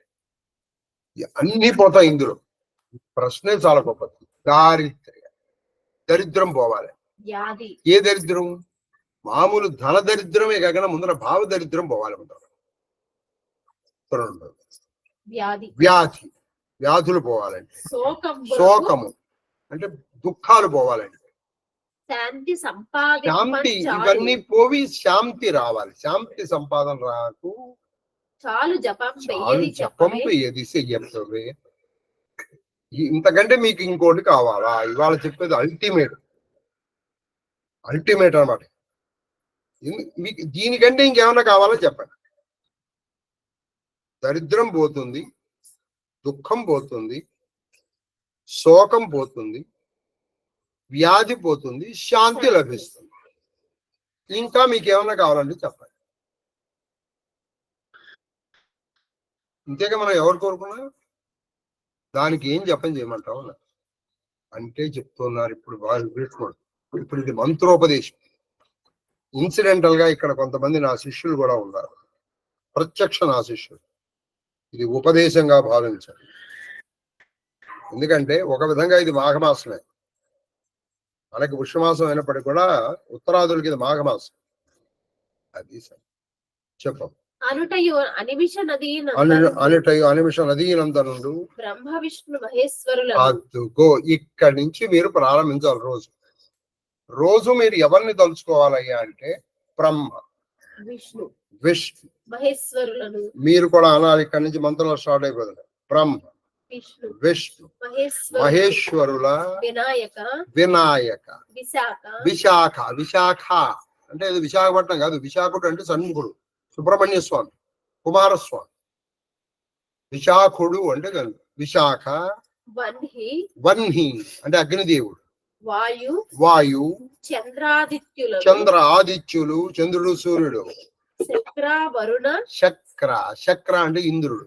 వరుణ, వరుణ, యమ, యమరు. వరుణుడు అంటే వరుణుడు. యమ, కుబేరులను, కుబేరులను. సురభిని. ఇప్పుడు నీకు మామూలు దాదాపు దిక్పాలకులు వచ్చేసాడు. అగ్ని వచ్చేసాడు, ఇద్దరు వచ్చాడు. ఇక్కడ ఒక నివృత్తికుడు, నివృత్తకుడు, ఈశానుడు ఒకడు. ఆ ఈశానుడు అందులో కలిసిపోయాడు. నివృత్తి కూడా తర్వాత వస్తాడు. చంద్ర, గంగాది, సురభిని. సురభి. సురభి అంటే కామధేను. ఆవిడ తలుసుకోవాలి. అది సురభిని. సముద్రములు, సురభిని సముద్రాలు తలుచుకోవాలి. సముద్రం దేవత అండి అది. సముద్రం దేవత. సముద్రమును, గంగాది మహానదులను, గంగాది మహానదులను తలుచుకోవాలి.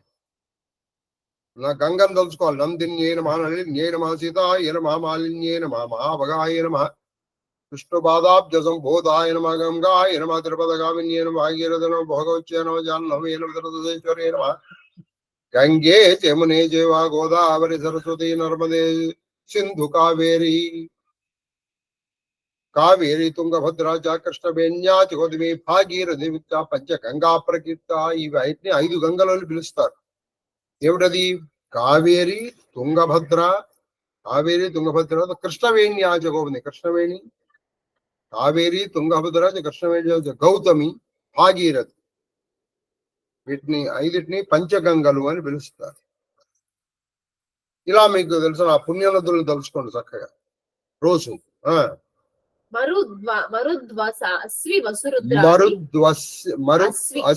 మరుద్గణములు, అశ్విగణములు 2 వీళ్ళ డాక్టర్లు. వసు రుద్రాదులు. వసువులు 8 మంది, రుద్రులు ఏకాదశులు, రుద్రాది దేవతలను, పితృదేవతలను, తర్వాత పితృదేవతలను, పితృదేవతలు, మీ పితృదేవతలను కూడా, వాలకల్యాది సిద్ధులను. వేద వ్యాస, చూడండి, వేద వ్యాస, వాల్మీకి, నారద, అగస్త్య, గౌతమ, కశ్యప, అత్రి, కణ్వాది మహామునుల్ని, దీంతో పాటు రంభాద్యప్సరస స్త్రీలను. మీరు అప్సరస స్త్రీలు కూడా కలుసుకోవాలి. రంభ, ఊర్వశి, మేనక, తులోత్తమ, కృతాచి. సామాన్యం అనుకుంటారు వాళ్ళకు మంత్రం ఉంది. మనం ప్రతిసారి చేసినప్పుడు వాళ్ళకు ప్రత్యేకమైన మంత్రంతో వాళ్ళకి సహకారాలు ఇస్తాం. గుర్తుపెట్టుకోండి. రంభాద్య స్పర్శ సురోరును స్త్రీలను.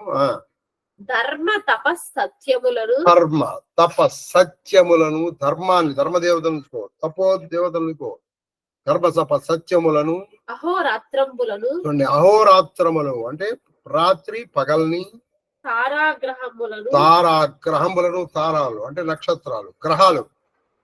గ్రహించాలి. ఆదిత్యాయ సోమాయ మంగళాయ బుధాయ గురు శుక్ర శనిభ్యశ్చ రాహవే కేతవే నమః. ఇవి మొత్తం వచ్చాయనుకోండి, అవి కూడా చేసుకోండి. అక్కడ మీరు అవి రాలేదనుకోండి, అప్పుడు ఆ పేర్లు చదువుకోండి. అశ్విన్యాది తారకములను. అశ్విన్యాది తారకములు అశ్విని దగ్గర నుంచి కానీ జ్యోతిష్ శాస్త్రం ప్రకారం అశ్విని నుంచి లెక్క పెట్టరు, కృత్తిక నుంచి లెక్క పెడతారు. మీరు లక్ష్మీ సహస్రం చదువుకోండి ఎప్పుడన్నా. కృత్తికాది భరణ్యంత అంటారు. కృత్తిక నుంచి వరానికి లెక్క పెడతారు, అశ్విని నుంచి లెక్క పెట్టరు. సరే, మొత్తానికి అవి 27 నక్షత్రాలు. అశ్వని, భరణి, కృత్తిక, రోహిణి, మృగశిర, ఆర్ద్ర, పునర్వసు, పుష్యమి, ఆశ్లేష, మఖ, పుబ్బ, ఉత్తర, హస్త, చిత్త, స్వాతి, విశాఖ, అనురాధ, జ్యేష్ఠ, మూల, పూర్వాషాఢ, ఉత్తరాషాఢ, శ్రవణం, ధనిష్ట, శతభిషం, పూర్వభద్ర, ఉత్తరభద్ర, రేవత్. ఒకప్పుడు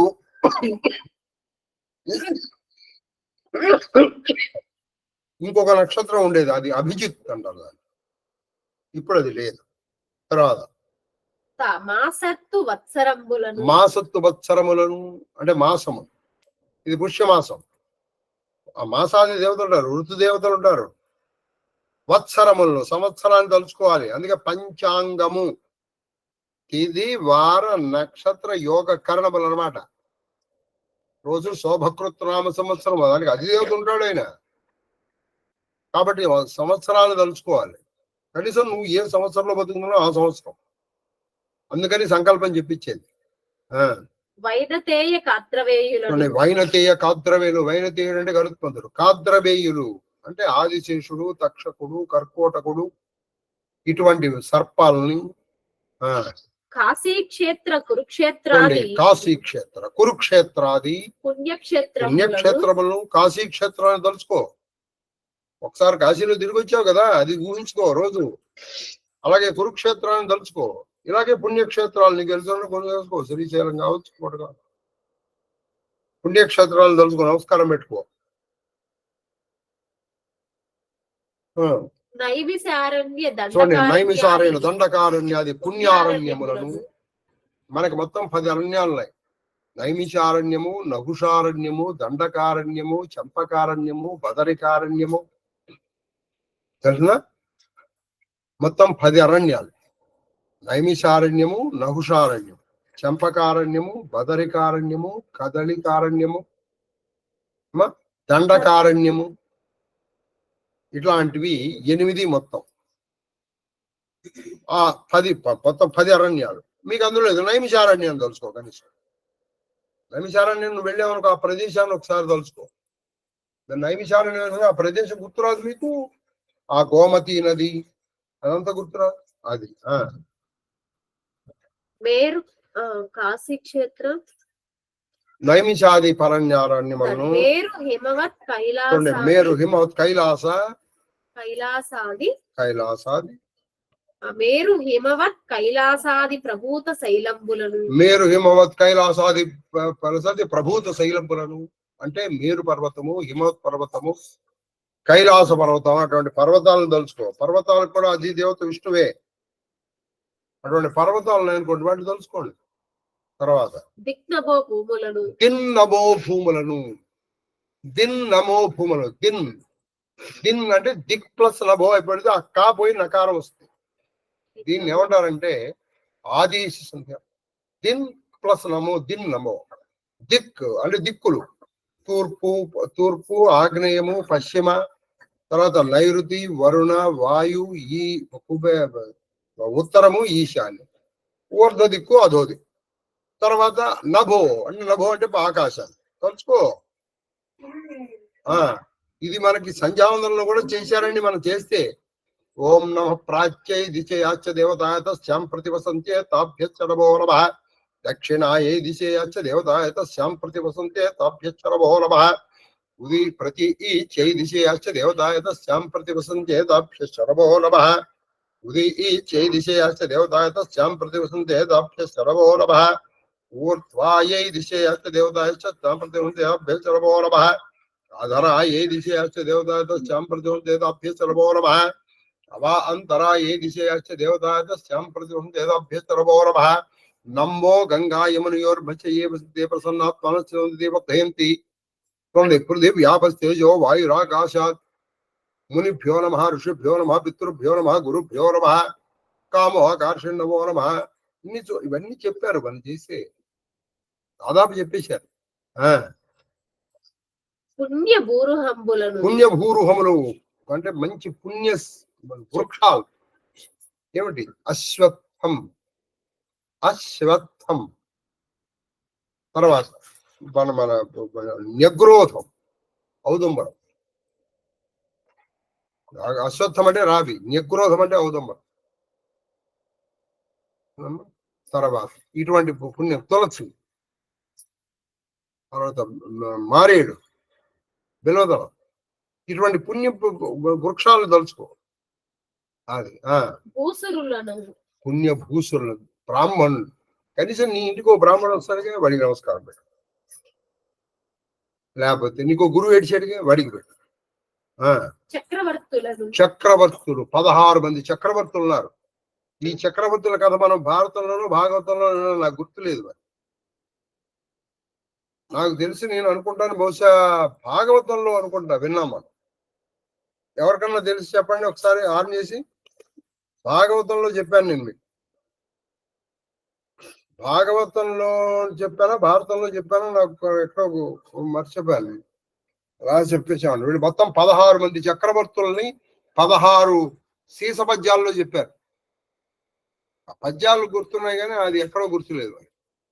మహాభారతంలోనే గురుగారు. మహాభారతంలోనా? కరెక్ట్. ఆది పర్వంలో కదమ్మా? గుర్తులేదు ఏమ్మా? మధ్యనే. ఆది పర్వం కాదన్నా, విరాట పర్వంలో 2 times వస్తుంది. విరాటుడికి ధర్మరాజు చెప్తాడు అనుకుంటా కదా? అందులో పరశురాముడు కూడా ఉంటారు. ఉంటాడు కానీ విరాటుడికి ధర్మరాజు చెప్తాడు. కరెక్టా?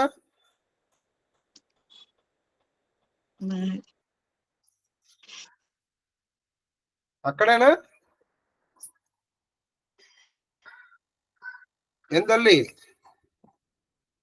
తెలియదు, గుర్తు రావట్లేదు ఎగ్జాక్ట్, కానీ విన్నాం గురుగారు. ఇవి 16 ఇందులో మహాభారతంలోనే విన్నాం. మహాభారతంలో విన్నావా? సరే, ఇంకెవరికి గుర్తులేదా? నాకు కూడా గుర్తు రావట్లేమ్మా. అది ఎక్కడో చెప్పాము, 2 times చెప్పాక అవే పద్యాలు యాజ్ ఇట్ ఈస్. విరాట్ రాజు ఒక రాజు చక్రవర్తుల గురించి చెప్పండి, ధర్మరాజు చెప్పాడని నేను అనుకుంటున్నాను.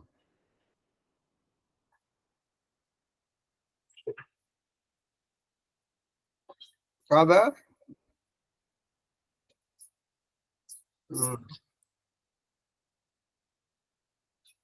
ఎవరన్నా ఒకళ్ళు ట్రై చేయకూడదు. పోనీ ఏదో ఆ పిచ్చి పిల్ల హిమక్క ట్రై చేసి మీరు కూడా ట్రై చేయండి. పోనీ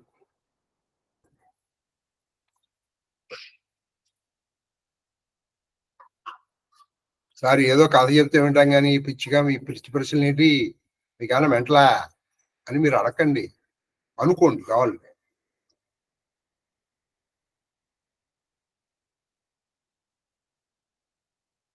కర్ణ పర్వంలో అభిమన్యుడు చనిపోయిన తర్వాత ధర్మరాజు ఏడుస్తూ కూర్చుంటే నేను మర్చిపోతానా? కర్ణ పర్వంలో ధర్మరాజు అభిమన్యుడు చచ్చిపోయి కూర్చుని ఏడుస్తూ ఉంటే అప్పుడు వచ్చి చెప్తాడు ఈ కథ నారదుడు. దానికంటే ముందర నారదుడికి కథ చెప్తూ చెప్తారు. మళ్ళీ అదే కథల్ని మళ్ళీ ఈయనకి వచ్చి చెప్తాడు. అప్పుడు చెప్తారు, నాయన చక్రవర్తులు ఎవరికి తప్పిందయ్యా మరణం చెప్పు. ఆ చివరికి ప్రతి దాంట్లోనూ ఇంత బతికిన వాడు సావకన్నా మిగిలాడా. కర్ణపర్వం చూసుకోండి కావాలంటే. కర్ణపర్వంలో ఆయనకి చెప్పారు, ఆ ధర్మరాజు ఏడుస్తూ కూర్చున్నాడు. అప్పుడు వచ్చాడు, ఏమిట్రా ఎందుకు ఏడుస్తున్నాడు? అది వచ్చిపోయాడు చావడా, నువ్వు అభిమన్యుడు చచ్చిపోయాడంటే ఏమిట్రా? వాడు అభిమన్యుడు ఎందుకు ఎక్కడికి వెళ్ళాడు? యుద్ధానికి వెళ్ళాడు. యుద్ధానికి వెళ్ళినప్పుడు ఆయన మీద బాణాలు ఎక్కడ పూలు వేస్తారా అన్నాడు. మరి మీ అభిమన్యుడు చాలా మందిని చంపేశాడు, మరి వాళ్ళు ఇలాగే ఏడుస్తూ కూర్చుంటారే అంటూ 16 మంది చక్రవర్తులు చెప్తాడు. అందులో వీడు కావలేదు, అందులో మీ వాడు ఒకడుకో అన్నాడు. నీ వాడు వచ్చేటప్పుడు ఏడుపు వచ్చిందే, మరి మీ వాడు చంపిన వాడి పరిస్థితి ఏంటి అని అడిగాడు ఆయన. నువ్వు ఎందుకు ఎక్కడికి పంపించావాడిని? యుద్ధానికి పంపించినప్పుడు వాళ్ళు బాణాలు వేయకన్నా పూలు వేస్తారా? పసిపిల్లాడని. నీకు పసిపిల్లాడయ్యా, ఇప్పుడు వాడు నీకు పసిపిల్లవాడు, నాకెందుకు అవుతాడు? వాడు యుద్ధానికి వచ్చిన వాడు ప్రతివీరుడు వాడు అక్కడ. సరే, ఆయన్ని అన్యాయం చేసి చెప్పాను, అది వేరే విషయం చెప్తున్నాం. మరి యుద్ధానికి వెళ్ళినప్పుడు చంపకుండా వాడిని మరి పాపం పసిపిల్లడరా అన్నప్పుడు మరి ఈ అభిమన్యుడు దుశ్శాసన కొడుకుని చంపేలా ఆడు అక్కడ చెప్పారు. కాబట్టి సార్, నేను కాలక్షేపానికి చెప్పట్లేదు, ఇది మీరు కాలక్షేపానికి వింటున్నారేమో నాకు తెలియదు, కానీ జీవనోద్ధరణ కోసం చెప్తున్నాను. అందుకే నేను ధైర్యంగా చెప్పగలుగుతున్నాను. మొన్నటికి మొన్న శాస్త్రి గారు ఉంటే ఆయన వింటే, ప్రతిస్పందనలో ఆయన స్పందిస్తే ఆయన చెప్పచ్చు. ఏమిటి? సముద్రం మీద కూడా చెప్పాను, ధర్మబద్ధంగానే ఉండాలి నేను, ఉంటేనే ఈ కంఠంలో ప్రాణం నిలుచుగాక కూడా చెప్పాను. ఎందుకని అంత ధైర్యం లేకపోతే నేను ఎందుకు చెప్పగలుగుతానండి? నాకు ప్రాణభయం లేదంటారా? కాబట్టి నేను కాలక్షేపానికి చెప్పట్లా. పైగా నేనేదో అటు ఇటు తిరిగి వచ్చి ఆ పిచ్చి బట్టలతో చెప్పట్లా. అలా ఎంతగా వచ్చినా సరే చక్కగా శుచిర్భూతున్నాయి చెప్తున్నాను. అది సంగతి. ఇప్పుడు చాలా మంచి మంత్రం వస్తుంది, మీరు కూడా అనండి మంత్రాలు. ఇవి కూడా మంత్ర భాగాలు ఇవన్నీ. ఇవి రోజు మీరు తలుచుకుంటే మీకు పుణ్యలోకములు కాదు, పరప్రాప్తి. మళ్ళీ పుణ్యలోకాలు అంటే మళ్ళీ మన పుణ్యలోకాలు మళ్ళీ వెనక్కి వస్తారు మీరు. ఇక రారు ఇది వింటే, ఇక్కడి నుంచి ఇది వింటే కదా అంటే రోజు రాజులను చూడండి. చక్రవర్తులు తలుచుకోవాలి, రాజుల్ని తలుచుకోవాలి. చక్రవర్తులు వేరు, రాజులు వేరు. తర్వాత అది పరమభక్తిని తలంచి మీకు కావాలంటే వీళ్ళన్నిటికీ శ్లోకాలు ఉన్నాయి, నేను చెప్తా. షడైతే చక్రవర్తాహ, అలాగే రాజులు వీళ్ళన్నిటికీ మంచి చిన్న చిన్న శ్లోకాలు ఉన్నాయి, వాటిని నేను చెప్తాను. వాటిని నమస్కరించి ఈ సమూహం బంతయు నన్ను అద్దుగో, ఇది మీరు అనాలి. ఈ సమూహం బంత, ఇప్పుడు నేను చెప్పిన సమూహం బంతయు నన్ను రక్షించి నాకును ఆరోగ్యం ఐశ్వర్యం అభివృద్ధి పరమానందంబులు, అది పరమానందములు అభినందన పూర్వకములుగా. నాకు పరమానందాన్ని ఇవ్వాలి. ఎలా ఇవ్వాలి? అభినందన పూర్వకంగా. అంటే విశ్రాంతి తీసుకురా అబ్బా అంటే విసుకుంటూ ఇవ్వకూడదు. వీళ్ళందరూ నాకు నన్ను మెచ్చుకుంటూ ఇవ్వాలి. ఏమి కోరికండి అసలు. చూడండి, ఇది మంత్రం అండి. ఇది మీరు రోజు చదవండి, పరప్రాప్తి లభిస్తుంది అంటంలో సందేహం లేదు. మీరు అనుమానం చేశారనుకోండి, సంశయాత్మ వినశ్యతి. శ్రీకృష్ణుడు చెప్పాడు, ఆ సంశయం కలిగినటువంటి వాడు నాశనం అయిపోతాడు అన్నాడు.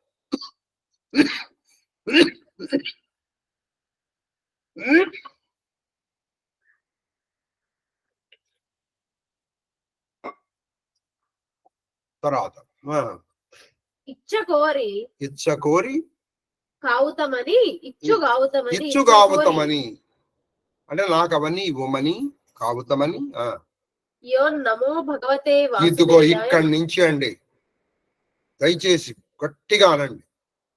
నోరు పెక్కటిల్లేలాగ. నోరు ఉందిగా, భగవంతుడు ఇచ్చాడుగా, కొట్లాటానికి వస్తుందిగా.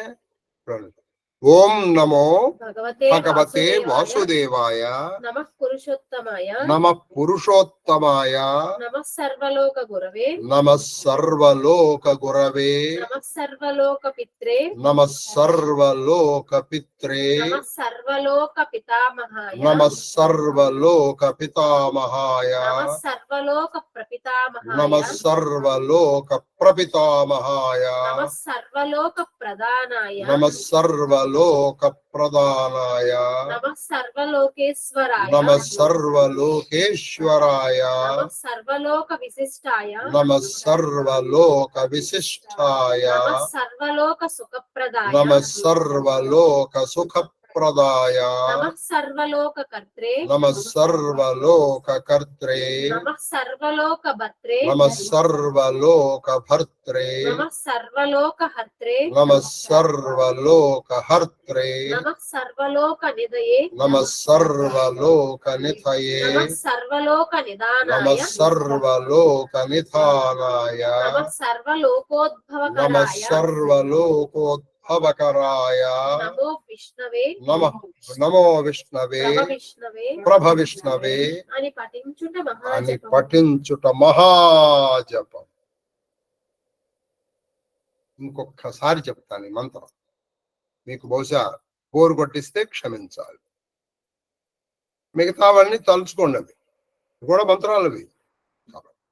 ఓం నమో భగవతే వాసుదేవాయ నమః పురుషోత్తమాయ సర్వలోకోత్తమాయ నమః సర్వలోక గురవే నమః సర్వలోక పిత్రే నమః సర్వలోక పితామహాయ నమః సర్వలోక ప్రపితామహాయ నమః సర్వలోక ప్రధానాయ నమః సర్వలోకేశ్వరాయ నమః సర్వలోక విశిష్టాయ నమః సర్వలోక సుఖప్రదాయ నమః సర్వలోక కర్త్రే నమః సర్వలోక భర్త్రే నమః సర్వలోక హర్త్రే నమః సర్వలోక నిధయే నమః సర్వలోక నిదానాయ నమః సర్వలోకోద్భవకరాయ నమో విష్ణవే ప్రభ విష్ణవే అని పఠించుట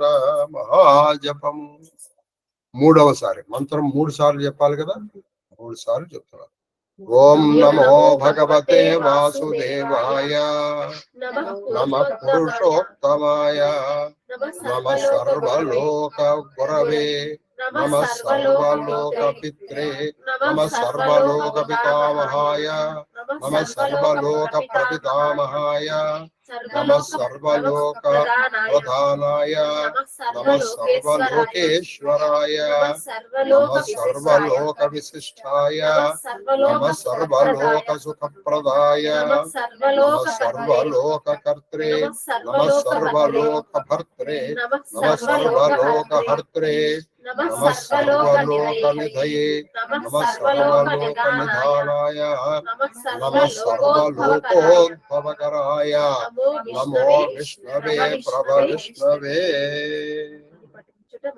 అని పఠించుట మహాజపం.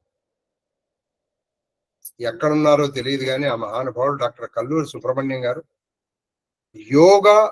యోగాదేశం అనే మంత్రాన్ని ఇలా చెప్పేటప్పటికీ ఆయన ఆ రోజున చాలా ఇంచుమించు ఆర్ద్రమై బాష్పపూరిత లోచనుడై, మీకు గుర్తుంటే దొరకున ఇటువంటి గురు అని పాడారు పాప. ఇలాగే యోగాదేశం చెప్పించారు. చూడకుండా కూడా అర్జునుడి స్తోత్రం కూడా ఆయన చూడకుండా చెప్పారు. అర్జున స్తోత్రం ఇలాగే చెప్తే ఆయన చూడకుండా నేర్చుకుని చెప్పారు. శ్రీకంఠలో అది శ్రీకంఠ లోకేశ లోకోద్భవాయ అది మహాదేవ్. ఇది చాలా గొప్ప విశేషాలు ఉన్నాయి. ఎందుకంటే ఇది అంతా మొత్తం మంత్రమం కాదు కదా, చెప్తా కొన్ని విశేషాలు కొన్ని వరకు చెప్తాను. స్టార్ట్. ఇప్పుడు సర్వ దరిద్రాలని సర్వ దుఃఖాలని పోగొట్టమని ఈయన అడిగాడు. అంటే దరిద్రాలు దుఃఖాలు పోతే కానీ నీకు అది దొరకదు. అప్పుడు ఈయన ఈ మంత్రం చెప్పారు. నారాయణాయ విద్మహే. ఇప్పుడు చూడండి, ఇందులో నారాయణ గాయత్రి ఉంది. ఇప్పుడు ఆ గాయత్రితోనే మనం రేపు 10,000 తర్పణ చేసేది. నారాయణాయ విద్మహే వాసుదేవాయ ధీమహి తన్నో విష్ణు ప్రచోదయాత్. ఇందులో ఈ 3 నామాలు మీరు అనుకున్నా చాలు, వాసుదేవ, నారాయణ, విష్ణు. అయితే ఈ 3తోనూ మంత్రాలు ఉన్నాయి. ఏమిటది? నమో విష్ణవే, నమో నారాయణాయ, నమో విష్ణు. అందులో ముఖ్యమైనది నారాయణ. తర్వాత నెక్స్ట్ శ్లోకం యదా సర్వేషు వేదేషు. ఇదిగో ఇప్పుడు చెప్పారు యథా సర్వేషు వేదేషు. శ్లోకాలను చోట చెప్పమని నేను చెప్పేస్తాను. యథా సర్వేషు వేదేషు నాస్తి నారాయణ పరం. అన్ని వేదాల్లోనూ నారాయణ మించినటువంటి దైవం లేదని. తదా సర్వేషు మంత్రేషు నాస్తి చాష్టాక్షర పరం. అలాగే అన్ని మంత్రాల్లోకి అష్టాక్షరీ మంత్రాన్ని మించిన మంత్రం లేదని చెప్పి వెంటనే అలాగండి నేను పంచాక్షరి వదిలేస్తానండి. వదిలేద్దరు బాబు. మరి శివుడికి ఎన్ని చెప్పారో విష్ణువుకి అన్నీ చెప్పారు. నువ్వు శివాలు మన గుట్టుకు జావద్దు, 2 ఒకటే. నమ శివాయ అన్న నమో నారాయణ అన్న 2 ఒకటే. తర్వాత సకల వేదాలలో నారాయణుని మించిన చెప్పాను కదమ్మా, చెప్పేసాను కదా, అర్థం చెప్పాను కదరా. మంత్రంలో మొదటి పదం ఓంకారం. అయితే ఇప్పుడు ఈ మంత్రంలో మొదటి పదం ఏంటంటే ఇది మాత్రం చెప్తాను, ఓంకారము. ఈ ఓంకారమునికి ప్రాణవము అని పేరు. ఈ ఓంకారంలో ఏమున్నాయి? అకార, ఉకార, మకార. ఏమిటి అకార, ఉకార, మకారాలు? అకారము అది విష్ణు సూచకం. ఎందుకని? ఆయనే చెప్పుకున్నాడు భగవద్గీతలో, అక్షరాణం అకారోస్మి అని. అక్షరములన్నిటిలోకి అకారము నేనే అని చెప్పారు. అని చెప్తూ అక్కడ ఏం చెప్పారంటే, చెప్పమ్మా. మూడు కొండలు, ఈ మూడు అక్షరాలు అవెందుకు నాకు చెప్తారమ్మా నువ్వు? నాకు అది అక్షరాణం అక్షరాణం అకారోస్మి. అతడు తన్ను స్మరించే జీవులకు ఇప్పుడు ఆయన ఎటువంటి వాడు? ఆయన స్మరించే జీవులకు అనర్థాలు దొరికించి శుభాలను కలిగిస్తూ ఉంటాడు. అయితే రెండో అక్షరం ఏంటి? ఉకారం. ఈ ఉకారము అర్థం ఏంటంటే, మీరు బాగా గుర్తుపెట్టుకోవాలి, దీనికి రెండు అర్థాలు. కొంతమంది ఈ ఉకారాన్ని లక్ష్మీప్రదం అని చెప్తారు. కొంతమంది ఈ ఉకారము అకారానికి మకారాన్ని జాయిన్ చేస్తారు. ఉకారాన్ని ఏమన్నారంటే, చెప్పమ్మా. అకారవాచ్యుడైన నారాయణుడికే మరెవరికి అది అకార వాచ్యుడైన నారాయణుడికే అంటే నేను ఆయనకి మాత్రమే. ఏమిటది? మకారం. మకారం ఏంటి? జీవు. అంటే నేను ఆయనకి మాత్రమే కైంకర్యం చేస్తాను, ఆయన్నే నమస్కరిస్తాను, ఆయన్నే ధ్యానం చేస్తాను, ఆయన్నే జపిస్తాను, ఆయనతోనే మాట్లాడతాను. ఇదే చెప్పాను, తోమేవ యాచే. నేను అడుక్కుంటే నిన్నే అడుక్కుంటాను, నేను కొట్టాడితే కూడా నీతో కొట్టాను, ఇంకెవరితో. ఎవరు? మకారం. ఈ మకారమును అకారమును కలిపేది ఉకారం. ఉకారం అంటే ఆ నారాయణుడికే నా మాట. అందుకే మొత్తం అంతా అయిపోయిన తర్వాత ఈయన ఏం చేస్తున్నాడు? దేవా అంటున్నాడు, హరిహరనాథుడికి చెప్పుకుంటున్నాడు. అలాగే నేను కూడా సర్వం శ్రీకృష్ణ చరణారవిందార్పణ. మీకు బోరు కొట్టినా నేను బాధ్యుడి కాదు. గురువుగారు బాగా చెప్పారు, దానికి నేను బాధ్యుడి కాదు. ఏమిటి వద్దా అని చెప్పేది అక్కడ ఉన్నది అని చెప్తున్నాడు వాడు చెప్పేది. అలా అనుకున్నా నేను బాధ్యుడి. అది సరే, చక్కగా ఎవరో వెళ్ళిపోయారు, బాగుంది, సంతోషం. కేవలం నారాయణుడికే చెందినవాడు, కేవలం నారాయణుడికి చెందినవాడు తప్ప తనకుగా చెందినవాడు. అంటే ఏంటంటే, నేను నా కోసం నేను చేసుకోను, నా కోసము గాని ఇంకెవరి కోసం కానీ, నాతో పాటు ఉన్న మనుషుల కోసం కానీ నేను ఉన్నాను. కేవలం నా కైంకర్యములు, నా సేవలు అన్ని కూడా ఆ మహాదేవుడికి, ఆ విష్ణువుకి. మహాదేవుడు అంటే ఊరి మళ్ళీ శివుడు, ఎవరినైనా మహాదేవుడే వాళ్ళు. అది సంగతి. సర్వదేశ సర్వకాల సర్వావస్థలో నేను చేసిన ప్రతిదీ ఆయనకే చెందుగాక. అదే సర్వం శ్రీకృష్ణ. సర్వం అంటే అన్ని. తర్వాత నెక్స్ట్ ఇక్కడ మరొక విషయం గమనించాలి. రక్షకుడు అకార శబ్దవాచ్యుడు. ఎవరు? రక్షకుడు ఎవరు? అకార శబ్దం. ఆయన అకార శబ్దం. నారాయణుడైనప్పటికీ రక్షించబడేది ఎవరు? మా. అంటే ఈ మధ్యలో ఎవరు ఉండాలి? ఉకారం. కానీ లక్ష్మి ఆ శక్తి ఉంటే కానీ నేను రక్షించలేడు కదా. కాబట్టి ఉకారము లక్ష్మి తెలియజేసేది అని కొంతమంది అభిప్రాయం. అలా అనుకున్నా ఏం తప్పు ఏమీ లేదు అందులో. తర్వాత రక్షించబడేటప్పుడు మాతృ సంబంధం చెప్పాను కమ్మా, అదిగా చెప్పానమ్మా.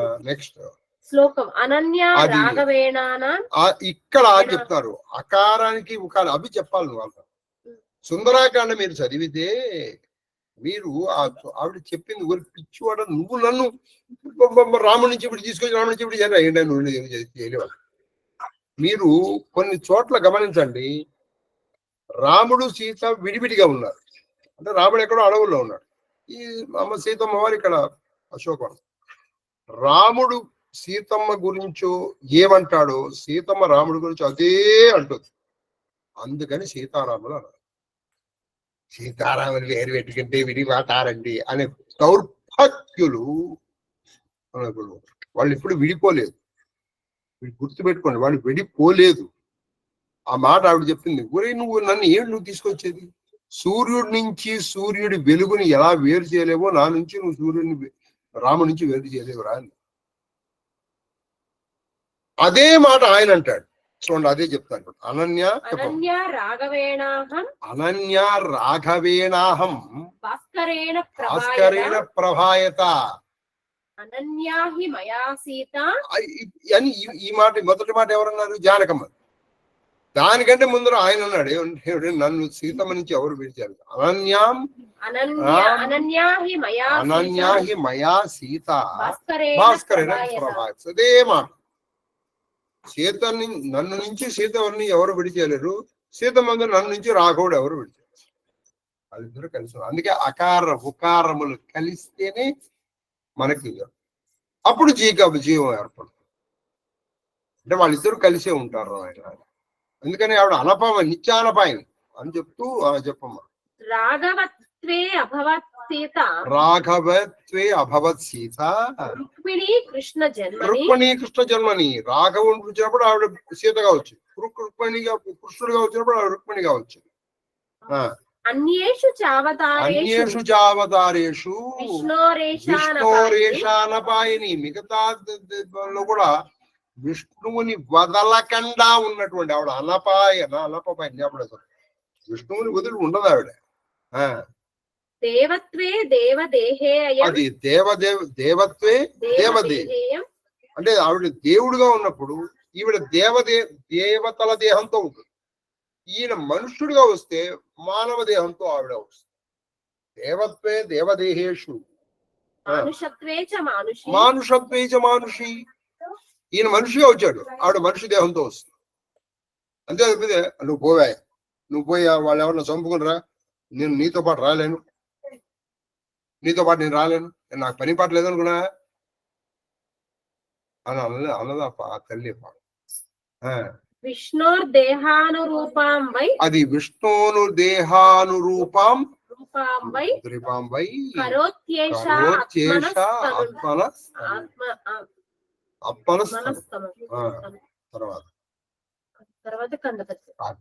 అది అనమాట అండి. ఇక్కడ వాళ్ళిద్దరికి అది అలాంటి చేసేటువంటి చెప్పేది ప్రణవ శబ్దం, అది ఓంకారం.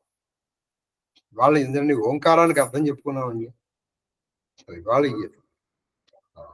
లక్కీయెస్ట్ డే అనమాట ఓంకారం. అలాగే భగవతే అంటే 6 గుణాలు ఉన్నట్టు. వాసుదేవ అంటే వసుదేవుడు కొడుకనే కాదు, అన్ని శరీరములందు వసించి ప్రకాశించేవాడు. ఎందుకంటే ఆయన వసిస్తేనే జీవం, ప్రకాశిస్తేనే జీవం. ఆయన వసించలేదు, ప్రకాశించలేదు, అయిపోయింది వాడి శవం. కాబట్టి మీ మంత్రాన్ని మీరు అందరూ రోజు కనీసం ఒక్కసారన్నా చదువుతారని నేను విశ్వసిస్తున్నాను. కందపతి నేను చదవడానికి నిర్ణయించుకున్నాను. పాపంబులను అది చూసారా, ఈ మంత్రాలు చదివితే పాపంబులను ఆపదలను ఈ మహాజపమున చూడండి. ఈ మహాజపం ఇది మామూలు జపం కాదండి, ఇది మహాజపం గనక చేస్తే పాపాలు పోతాయి, ఆపదలు తొలుగుతాయి. ఏం కావాలి, ఇంకా ఏం కావాలి? ఎంతసేపు పడుతుంది మీకు? 1 నిమిషం పట్టదు, కొంచెం నోటికి వస్తే. మీరు ఇంకా చక్కని ఒక పని చెప్తాను. ఆ ప్రతి మాట అన్నప్పుడల్లా ఆయన పాదాల మీద ఒక తులసి దళం వేయండి. సర్వలోక కర్త్రే సర్వలోక భర్త్రే. దాదాపు నాకు వచ్చేసింది. మొదట ఏం చెప్తున్నాడు? సర్వలోక పిత్రే సర్వలోక పితామహ సర్వలోక ప్రపితామహ సర్వలోక ప్రధానాయ. ఆ తర్వాత ఏంటి? సర్వలోక కర్త్రే సర్వలోక భర్త్రే సర్వలోక హర్త్రే. అయిపోయింది. కొంచెం వచ్చేస్తుంది. కొంచెం శ్రద్ధగా ఇంకొక 4 సార్లు అడిగితే నేను మీకు అప్పచెప్పేస్తాను. అది ధాత్రీ పాలోత్తమ. ఓ రాజా, ఈ మహాజపం పాపాలని ఆపదల్ని పోగొడుతుంది. సుగములు ప్రాపించును. చూడండి, మంచి సుగతులు వస్తాయి, మంచి గతులు వస్తాయి. సుగములు ప్రాపించును, ధర్మ తత్పరత సిద్ధించును. అందుకు నాకు ఇది నచ్చింది. మొన్న మీకు కావాలంటే కాశీ విశ్వేశ్వరుడు సాక్షిగా నేను మాట్లాడుతున్నాను. ఆ నంది చెవులో చెప్పండి, మీ కోరికలు తీరుతాయి అన్నాడు. అయ్యా, నా జీవితము ధర్మము తప్పకుండా నడపబడుగా, ధర్మము తప్పకుండా నడపబడుగా.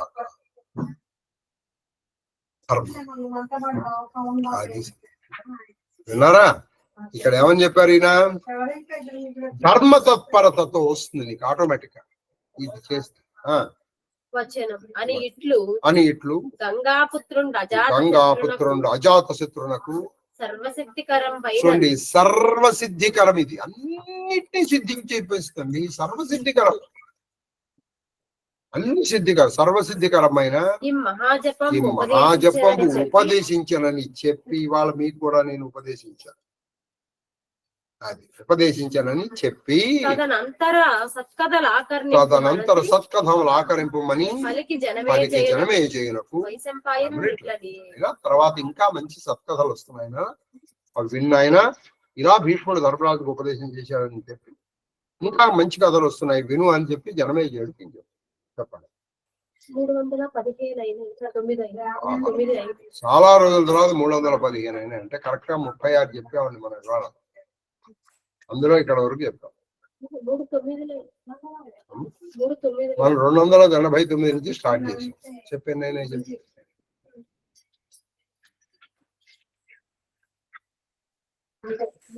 289 నుంచి స్టార్ట్ చేశాం కదమ్మా. 39 అంతే, 27 చెప్పు కరెక్ట్.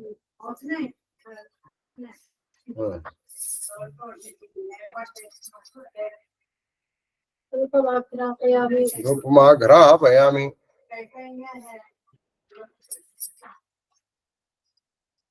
దీపం దర్శయామి. ఇంకా ఇంచుమించు 140 పద్యాలు చెప్తే గాని భీష్మదేహం రాదండి.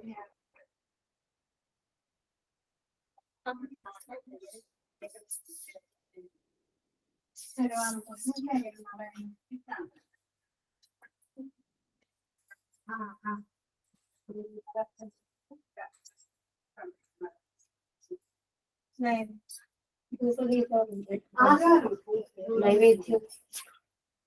ఓం భూర్భువః స్వః సర్వచైతన్య రూపాంతా మాత్యా విద్యాంస ధీమహి బుద్ధి జ్ఞాన ప్రచోదయ ప్రోక్ష పరిశుంచ భరతద్వాసత్యేన పరిశుంచ షోడశ సహస్ర భార్యా సమేత అష్టపట్ట మహిషి పుత్ర పౌత్ర పరివేష్టిత శ్రీకృష్ణ పరమాత్మనే నమో నమః. కదలీ ఫలాన్ని నివేదయామి. ఓం ప్రాణాయ స్వాహ, ఓం అపానాయ స్వాహ, ఓం జ్ఞానాయ స్వాహ, ఓం నమానాయ స్వాహ, ఓం సమానాయ స్వాహ, ఓం బ్రహ్మణే స్వాహ. मध्ये पाद्यं समर्पयामि, प्रक्षालयामि, पादप्रक्षालनानि समर्पयामि, ताम्बूलं समर्पयामि, ताम्बूलचर्वणानन्तरं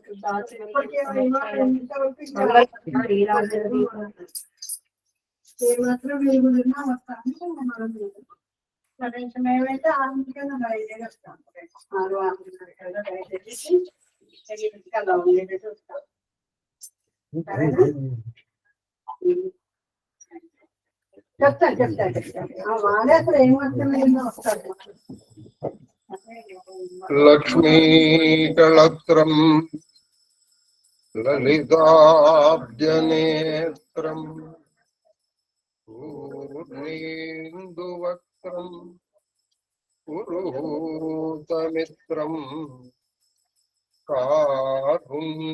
కారుణ్యపాత్రం కమనీయగాత్రం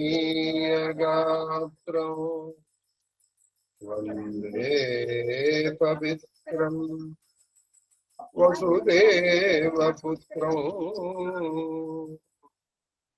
ఆనందమంగళకర్పూర నీరాజన దీపం దర్శయామి. నీరాజనానంతరం శుద్ధ సమర్పయామి. నమస్కరోమి. హర నమః పార్వతీపతయే.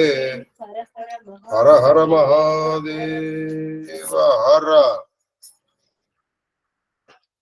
హారికి నంద గోకుల విహారికి చక్ర సమీర దైత్య సంహారికి భక్త దుఃఖ పరిహారికి గోపనితంబిని మనోహారికి దుష్ట సంపదపహారికి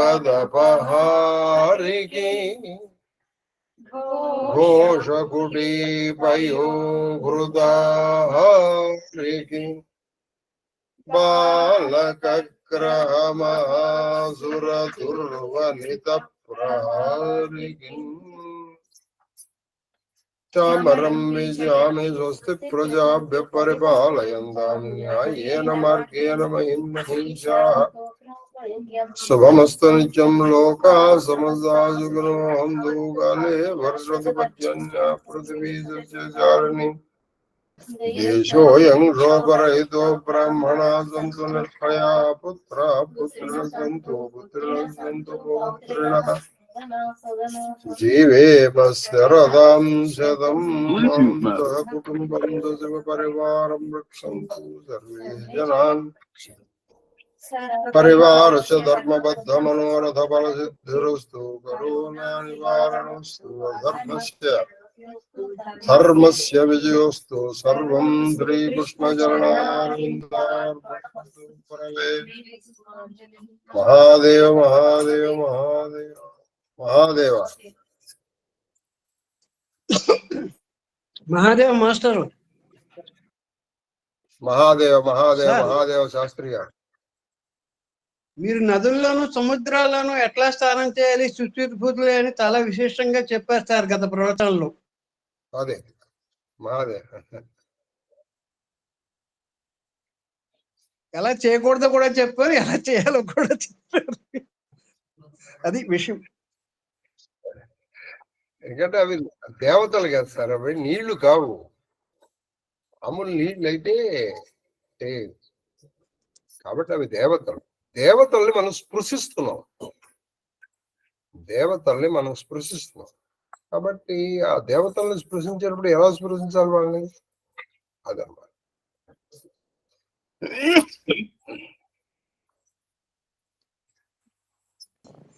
మహాదేవ్ మాస్టర్. మహాదేవ మహాదేవ సార్.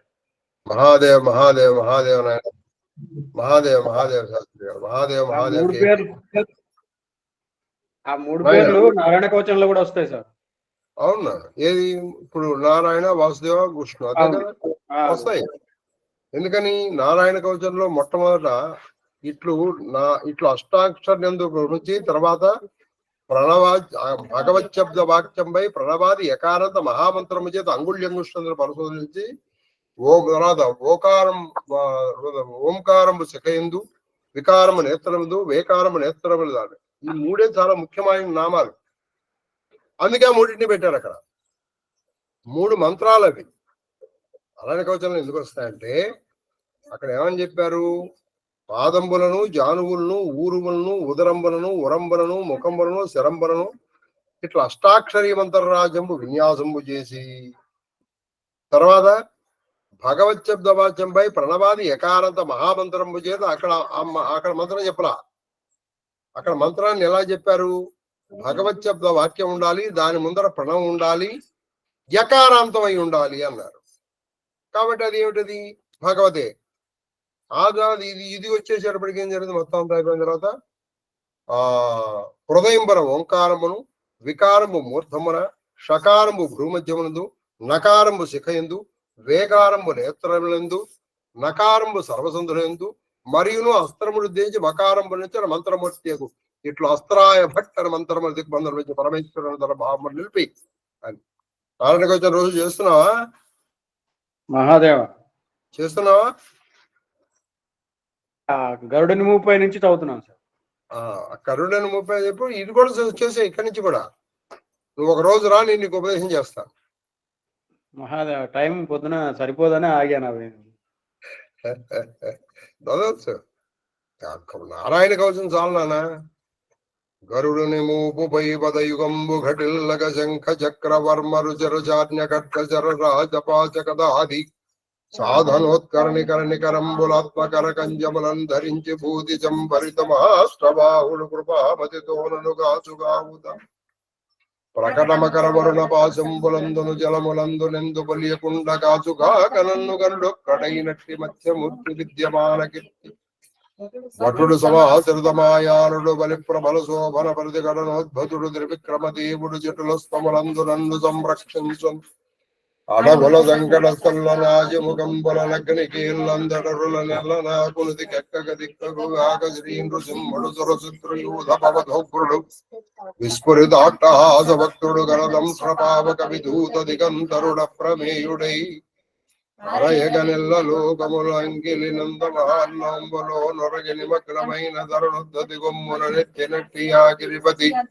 యజ్ఞ కల్పుడు నృకేరుడు నూర్జితమేతి నీ మనోహరుడు కృపా విధేయుడు సదాస్తములన్నను కాసుగావుతను రాముడు రాజకులైక విరాముడు భృగుజత్కులాభిరాముడు సుగుణ స్తోముడు రక్షించును శ్రీ మహితోన్నతుడు అద్రిచి కరములందు తాటక మద్దించి తపల్జన్నము గాచి హరువిల్లు వెలితి ప్రబల్ బల్లైటి విరాధక బంధుగ్ర కరదూషణాది రాక్షసుల దునిమి వానర బిమునేలి వాలి గూలక నీసి జలరాశి గర్వంబు చక్క చేసి తేరి రామల కుంభకర్ణాది వీరుల కనిమదురించల విభీషణుడు అంక కదుపు చేసి భూమి సుత కూడి సాకేత పురమనందు రాజ్య సుఖములు కైకొన్న రాపదపుడు అనుపురోజుండు ప్రభాసకతుల మరియును అఖిల ప్రమాదములైన అభిచార కర్మల నారాయణులను గర్వంబుల నరుండును యోగ బ్రహ్మముల యోగనాథుండైన దత్తాత్రేయులను కర్మబంధుల వల్ల గణేశుడైన కపిలులను కామదేవుని వల్ల సనత్కుమారులను మార్గదేవు వల్ల దేవళ్ళము చేయడం వల్ల శ్రీ ఐకర్యమూర్తిను దేవతా నమస్కార తిరస్కార దేవ పూజ చిత్రం వల్ల నారదులను అశేష నిరయంబుల వల్ల కూర్మమును అపత్యం వల్ల భగవంతుడైన ధన్వంతరియును ద్వంద్వం వల్ల నిజితాత్ముడైన ఋషభులను జనాపాదం వల్ల అగ్నిదేవుడును చరణ మరణాతురం కలుగు చేయ కర్మముల వల్ల బలభద్రులను కాలం వల్ల యముండును సర్పగణముల వల్ల శేషుడును అప్రబోధం వల్ల ద్వైపాయనుడును పాషండ సమూహం వల్ల బుద్ధదేవుడును విచరణ వల్ల కంటినే ధర్మరక్షణ బలుడైన మహావతారులను రక్షించును కాక బ్రాహ్మణ మధ్యాహ్న అపరాహ్న సాయంకాలములను ప్రదోష అర్ధరాత్ర ప్రత్యూషాలు సంజ ప్రభాతములను గవాధ్యాయుల నుంచి కేశవ నారాయణ గోవింద విష్ణు మధ్యమర త్రివిక్రమ వామన ఋషికేశ శ్రీవత్సవామ సర్వేశ్వరేశ జనార్దన విశ్వేశ్వర కాలమూర్తులను నామరూపముల గల దేవులను రక్షించుగా ప్రళయ కాలాలలాతి దీక్ష సంభ్రమ భ్రమణ నిర్వక్ర విక్రమ వక్రీకు ధనుజ చక్రం పైన సుదర్శనాభ చక్రం బా మహావాయు ప్రేరితుండై హుతాసుడు నేర్సొక్కునాటాల భస్మీభూతము చేయి భంగి భగవత్ ప్రయుక్తమై మద్వైరి సైన్యంబల దగ్ధంబు గావింపు జగత్ సంహార కాల పటు ఘటిత చెటుల మహోత్పాత గర్జారవ తర్జన దశ దిశా విపర్చిత ఘన ఘనాంతర నిశ్చూత నిశ్చుల శతకోటి సంస్పర్శ స్ఫురద్విస్ఫులింగ నిర్గమాన నర్గళ భుగ భుగాయమాన మూర్తి స్ఫూర్తి నారాయణ కరకమలవర్తి గదాయుక్తమ మదీయ వైరి దండోపదండముల బండనముల చండగది పిండి పిండిగా కూష్మాండమైన చూర్ణములుగా సల్పు ధరేంద్రంపైన పాంచజన్యంబ సర్వలోక జిష్ణుడైన శ్రీకృష్ణుని నిఖిల పుణ్యక సదన వదన నిశ్చూత నిశ్వాసాదన వేణు పరిపూరితంబవై ఉన్మత్త భూత ప్రేత పిశాచ విప్రగ్రహాది గురువుల దుర్గముల విద్రావణములుగా స్పత్వరవీర మండలములు గుండియలతో దదీయ మాలిని గర్భముల గర్భస్థార్భక నిర్భేదములుగా రవియ బ్రహ్మాండ భాండ భీకరమైన భూరినాదంబర మోది అతి తీవ్ర ధార దళిత నిశాట కోటి కఠోర కంఠ కరాల రక్త ధార ధౌత మలీమమైన వందక మహాశేఖరమ్మ జగదీశ ప్రేరితమై మద్వితేషు విషమం హిమల మెండుగడి ఖండలుడు చెండి చండాడు నిష్కలంక నిరాధంక నిశంక సాంద్ర చంద్ర మండల పరిమండిత ధర్మాంకర ధర్మ నిరతమైన శర్మంబ ధర్మద బద్రైరులోక భీకరాలోకములను సమాకుల నిబిడ నిరంతర నిష్ఠుడు తమ పటల కుటిల పరపు నిఖిల భవగ్రహములను సకల నర మృగ సర్ప క్రోధ భూత భయముల భగవన్నామ రూపాయల దివ్యాస్త్రములను పొందకుండుతారు సామంబల చేత స్తోత్రములు చేయబడిన ఖగేంద్రుని రక్షదక్షుడైన రక్షించును కాక శ్రీహరి నామ రూప వాహన దివ్యాయుధ పార్షదోత్తమ ప్రముఖముల స్మదీయ బుద్ధీంద్రియ మన ప్రాణముల సంరక్షించు భగవంతుడైన శేషుడు సర్వోపద్రముల నాశంబు చేయి జగదైక్య భావమైన జానంబు గలవాని వికల్పరహితుండై భూషణ ఆయుధ లింగ ఆఖ్యలను శక్తులను ధరించి రెండు లక్ష్మీకాంతుండు వికల్ప విగ్రహములను రక్షించుతుండగాతమని నారాయణాత్మ కవచం ప్రభావ ఇతిహాసమును ఇంద్రుడు తెలుసుకొని ధ్యానంబు చేసి తద్విద్యాధారమైన అరాతులను నిర్చించరు కావున ఎవరేని నిర్మలాత్మలకు తద్విద్యాధారుల అనుదినంబు ఆ అత్యుత్కట సంకటములను సర్వగ్రహ నిర్గ్రహమాల కర్మ దుష్కర్మ క్లేశములను మొదలి అవ్యాకుల మనస్కులై విజయంబునందుదురు. మహాదేవ మహాదేవ మహాదేవ మహాదేవ మహాదేవ. ఇక్కడ వరకు చదువుతున్నావా? అవును మహాదేవ. చాలా గొప్పది నాయన. నారాయణ కవచం ప్రభావం ఇంతది అంతే కాదు, ఇంకా అసలు మొదటి నుంచి చదువు, నీకు తెలుస్తుంది. నీ శరీరం అంతా నారాయణ అయిపోతాడు. అది నీ శరీరంలో నువ్వు నారాయణ ప్రవేశపెడుతున్నావు. అది చేయకపోయినా మంచిది, చేస్తే ఇంకా మంచిది. మహాదేవ్ మహాదేవ మహాదేవ మహాదేవ మహాదేవ మహాదేవ మహాదేవ మహాదేవ గురువు గారు.